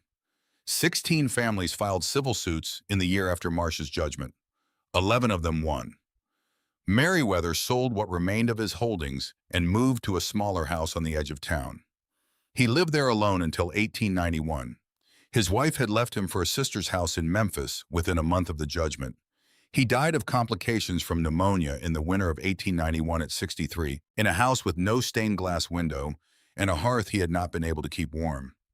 Beth learned of his death from the front page of the Sequatchie County Weekly the following Tuesday. She read the obituary once, folded the paper, put it in the wood box for kindling. She did not save the article. She did not feel triumph, only the small, clean fact of a chapter closing. The Sequatchie County Circuit Court returned the deed to Beth's original property to her name in December of 1884, cleared of all liens with a written apology from the acting judge, in a hand not accustomed to writing apologies. Beth did not move back. She rode down to the house Silas had built one bright cold morning in January with Sadie beside her and Jesse walking behind, and she stood on the porch a long time looking at the door, in the porch boards, and the knot in the wood where someone with a plane had smoothed the grain. Then she turned around and rode back up the mountain. In February, she signed the deed over to a young couple named Amos and Ruth Hartwell, who had lost their small house in a fire the previous fall and had been sleeping in the loft of Mabel's store since October. Beth accepted no payment for the house. She asked only that they name their first child, if it was a boy, for someone in their own family who had loved them, and if it was a girl, for someone in their own family who had wanted to be brave. The Hartwells named their first daughter Charlotte, for the mother Ruth Hartwell had lost when she was 9, and Beth heard the choice with the quiet satisfaction of a woman who had never met the mother and yet felt for a moment that she had. She stayed in the shelter. It was not a shelter anymore. By the end of the second summer, it had a proper roof of cedar shingles across the entrance, a finished door with brass hinges. Mabel had ordered from a supplier in Louisville, a second room dug into the rock along the back wall by Jesse and 3 men from town, a rebuilt chimney of fired brick that Amos Threadgill had hauled up the ridge, 1 wagon load at a time, on a mule he had bought that spring. There was a sign at the edge of the clearing, hand-painted by Sadie, on a plank of white oak with black milk paint that had faded quickly and been redone twice.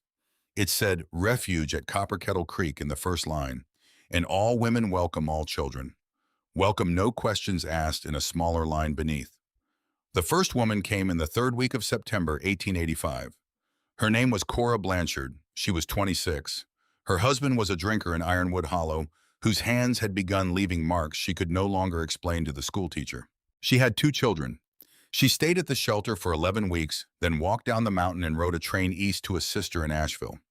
The second woman was a widow of 62 who had lost her husband and their small farm in a foreclosure that Merriweather had not personally arranged but had trained the pattern for. She stayed 2 months.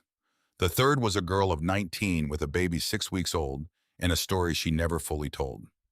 By the end of the second full year, 11 women had come and gone. One, a quiet woman named Iris Whitmore, with 3 young children, arrived in the spring of 1887 with everything she owned in 1 carpet bag. She stayed. Beth helped her frame a small house down the slope from the shelter. Amos helped her roof it. Jesse, 10 years old, laid the floor with hardwood planks he had chosen himself. Hattie Kellerman lived to be 78. She spent the last decade of her life at the Refuge in a rocking chair Amos had made for her from a single piece of black walnut. She sat by the fire in the cool months and on the ledge outside in the warm ones. She kept a shawl across her lap even in August. She told stories to the women who came. The stories were long and were not always in order. The women listened. When she died in the autumn of 1894, she was buried on Buckthorn Ridge under a limestone marker that Amos and Jesse cut and set together. The stone was small. It carried her name and the years of her life, and one sentence in Sadie's hand carving. Women like us do not cry because we are weak. That was all of the sentence Sadie had carved into the stone. The rest of it lived in the women who came to the Refuge in the years after, and it lived in Beth, and it lived in the girls Iris raised in the small house down the slope. The stone did not need to say the rest. Anybody who read the first half knew the second. Caleb Rowan resigned his deputy's badge for the second time in the spring of 1885 and did not take it back. He read law under a lawyer in Chattanooga for 2 years and passed the Tennessee bar in the summer of 1887. He never practiced in a courtroom. He opened a small office 2 doors down from Mabel's store and spent the next 36 years reading contracts for farmers and widows before they signed them, catching predatory language before it could close on a signature, walking with people through the small paper cruelties of the world at the pace those cruelties required. He never married. He came to the Refuge every third Sunday. He brought books for the children. He sat by the fire with Beth and Hattie in the years Hattie was still alive. And after Hattie died, he sat by the fire with Beth alone, and neither of them ever said out loud what those Sundays were, because there was no need. He died in 1923 at 67 in his small apartment above the office in town, and Beth walked down the mountain with Jesse to bury him beside his sister Ruth in the small cemetery north of the depot. She placed a folded scrap of paper in the pocket of his good coat before the lid closed. She did not tell anyone what she had written on it. She had written, "Thank you for being loud." Amos Threadgill lived to be 81. He was buried at his own request on Buckthorn Ridge, 30 yards down the slope from Hattie. His headstone said only Amos Threadgill, Union soldier at Shiloh, neighbor. He had specified the wording 3 years before his death. Jesse cut the stone. Franklin Kellerman argued cases in New York for another 6 years, and then in 1897 accepted an appointment to the federal district bench in the Second Circuit. He held that seat for 23 years. He kept in the top drawer of his chambers desk a list of 47 cases he had brought against men in the pattern of Roland Merriweather. He worked through the list slowly. When he retired in 1920, he traveled south by train and stayed at the Refuge for 2 weeks. He walked to his grandmother's stone every morning at first light. He read the half-sentence carved there each time as though he had not read it the day before. Beth found him standing at the stone on his last morning and did not disturb him. Some conversations she had learned were between 2 people only, and the second person did not have to be alive to be present. Sadie Doyle became a newspaper writer. Her first published piece appeared in the Knoxville Sentinel in the spring of 1892 when she was 19. It was called "The Mountain Where My Mother Lived." It ran on the 3rd page. It was reprinted in the Chattanooga Times 2 weeks later and in the Nashville Union in the 3rd week of April, and by the end of the summer, she had been offered a regular column on land and debt and the specific machinery by which paperwork became weaponry. She wrote for 50 years. Her byline appeared in 11 newspapers across the Southeast and in 3 magazines that Franklin Kellerman kept in the top drawer of his chambers desk. She kept a small notebook she had begun on the wall of the shelter for the rest of her life. Its first entry was a single tally mark from November of 1883. Its last entry was made 3 days before her death in 1954. She wrote in a hand very like her father's. Jesse Doyle became a carpenter. He built houses in 3 counties. He built doors that closed square against their frames in any weather. He built chimneys that drew clean through the worst downdrafts the Cumberland Plateau could send. In 1908, he built a school for the town of Ironwood Hollow, with his own hands, his children helping him hold the boards. There was a small brass plaque beside the front door of the school when the building was finished. It said, "In memory of Silas Doyle, who taught his son how." Jesse died in 1961 at 85. He was buried at the small cemetery beside the school he had built. His grandson, who was 19 and a carpenter himself, cut the stone. Maribeth Doyle lived to be 84. She never remarried. She did not need to. In the 53 years after Roland Merriweather's wagon rolled down her mountain, 71 women came through the refuge for stays that ranged from a week to a decade. Beth was the roof over each stay. She did not preach at the women. She did not require them to explain themselves. She fed them, gave them a bed, taught them to bank a fire so it would hold until morning. Some of them healed enough to leave. Some of them did not. Some of them left and came back. The refuge was placed on the Tennessee State Landmark Register in 1934. It appeared on tourist maps beginning in 1939. Women came from as far as Little Rock and Charleston and Louisville sometimes, with daughters sometimes alone, to stand at the edge of the clearing and look at the chimney and the door and the small worn sign. They did not always know why they had come. They knew after they had come that they had needed to. On the night before Beth died in the summer of 1937 at 84 in the bed Jesse had built for her 20 years earlier from a single black walnut Amos had felled the year before he died, Beth asked Sadie to bring her the letter. Sadie brought it. It was soft as an old handkerchief. It had been folded and unfolded so many times over the years that the creases were as much a part of the paper as the words. Beth held it in her hand. She did not open it. She had known the last paragraph by heart for 53 years. Let people help you, Beth. Let them. That is how I will keep loving you. She closed her eyes. She smiled. She said to no one, or perhaps to Silas, who had been in the room the whole time waiting at the foot of the bed the way a good carpenter waits at the foot of a house he has built, I let them. Then she slept. In the morning, Sadie came in with coffee as she had come in every morning for the past 9 years of her mother's life. She found Beth as she had left her, the letter on her chest, her hands folded around it, the small smile still in place the way a good day sat in the corners of a person's mouth after they had put it down. The fire in the next room was still burning steady, drawing clean through the brick chimney her son had rebuilt the summer he turned 30. The mountain outside was as quiet as a held breath. From the small house down the slope, where the daughter Iris had raised in 1887, was now 62 years old and had grandchildren of her own. The smell of yeast and warm hardwood smoke drifted up through the still air. The refuge at Copper Kettle Creek was still standing. It was still warm. It was still here.